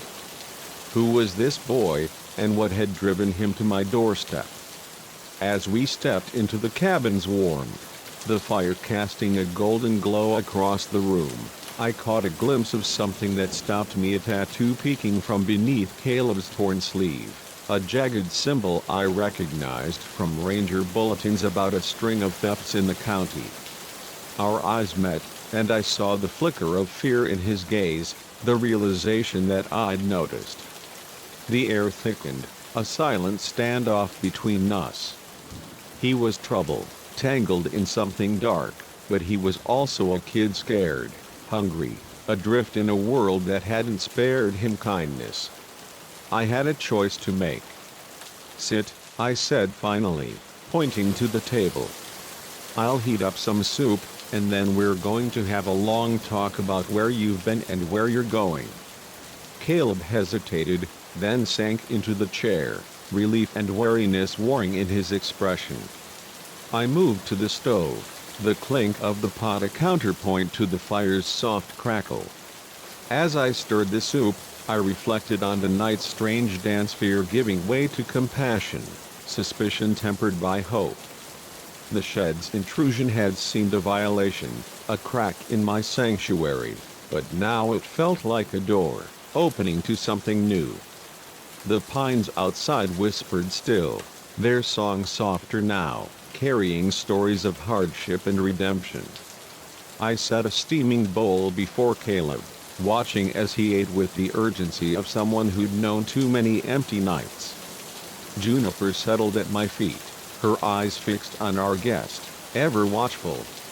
In that moment, I realized the true intruder wasn't the boy at my table, but the fear that had gripped me, the fear of the unknown, of change, of a world beyond my control. By choosing to listen, to offer a meal instead of a judgment, I'd reclaimed something vital, a piece of myself I hadn't known was missing.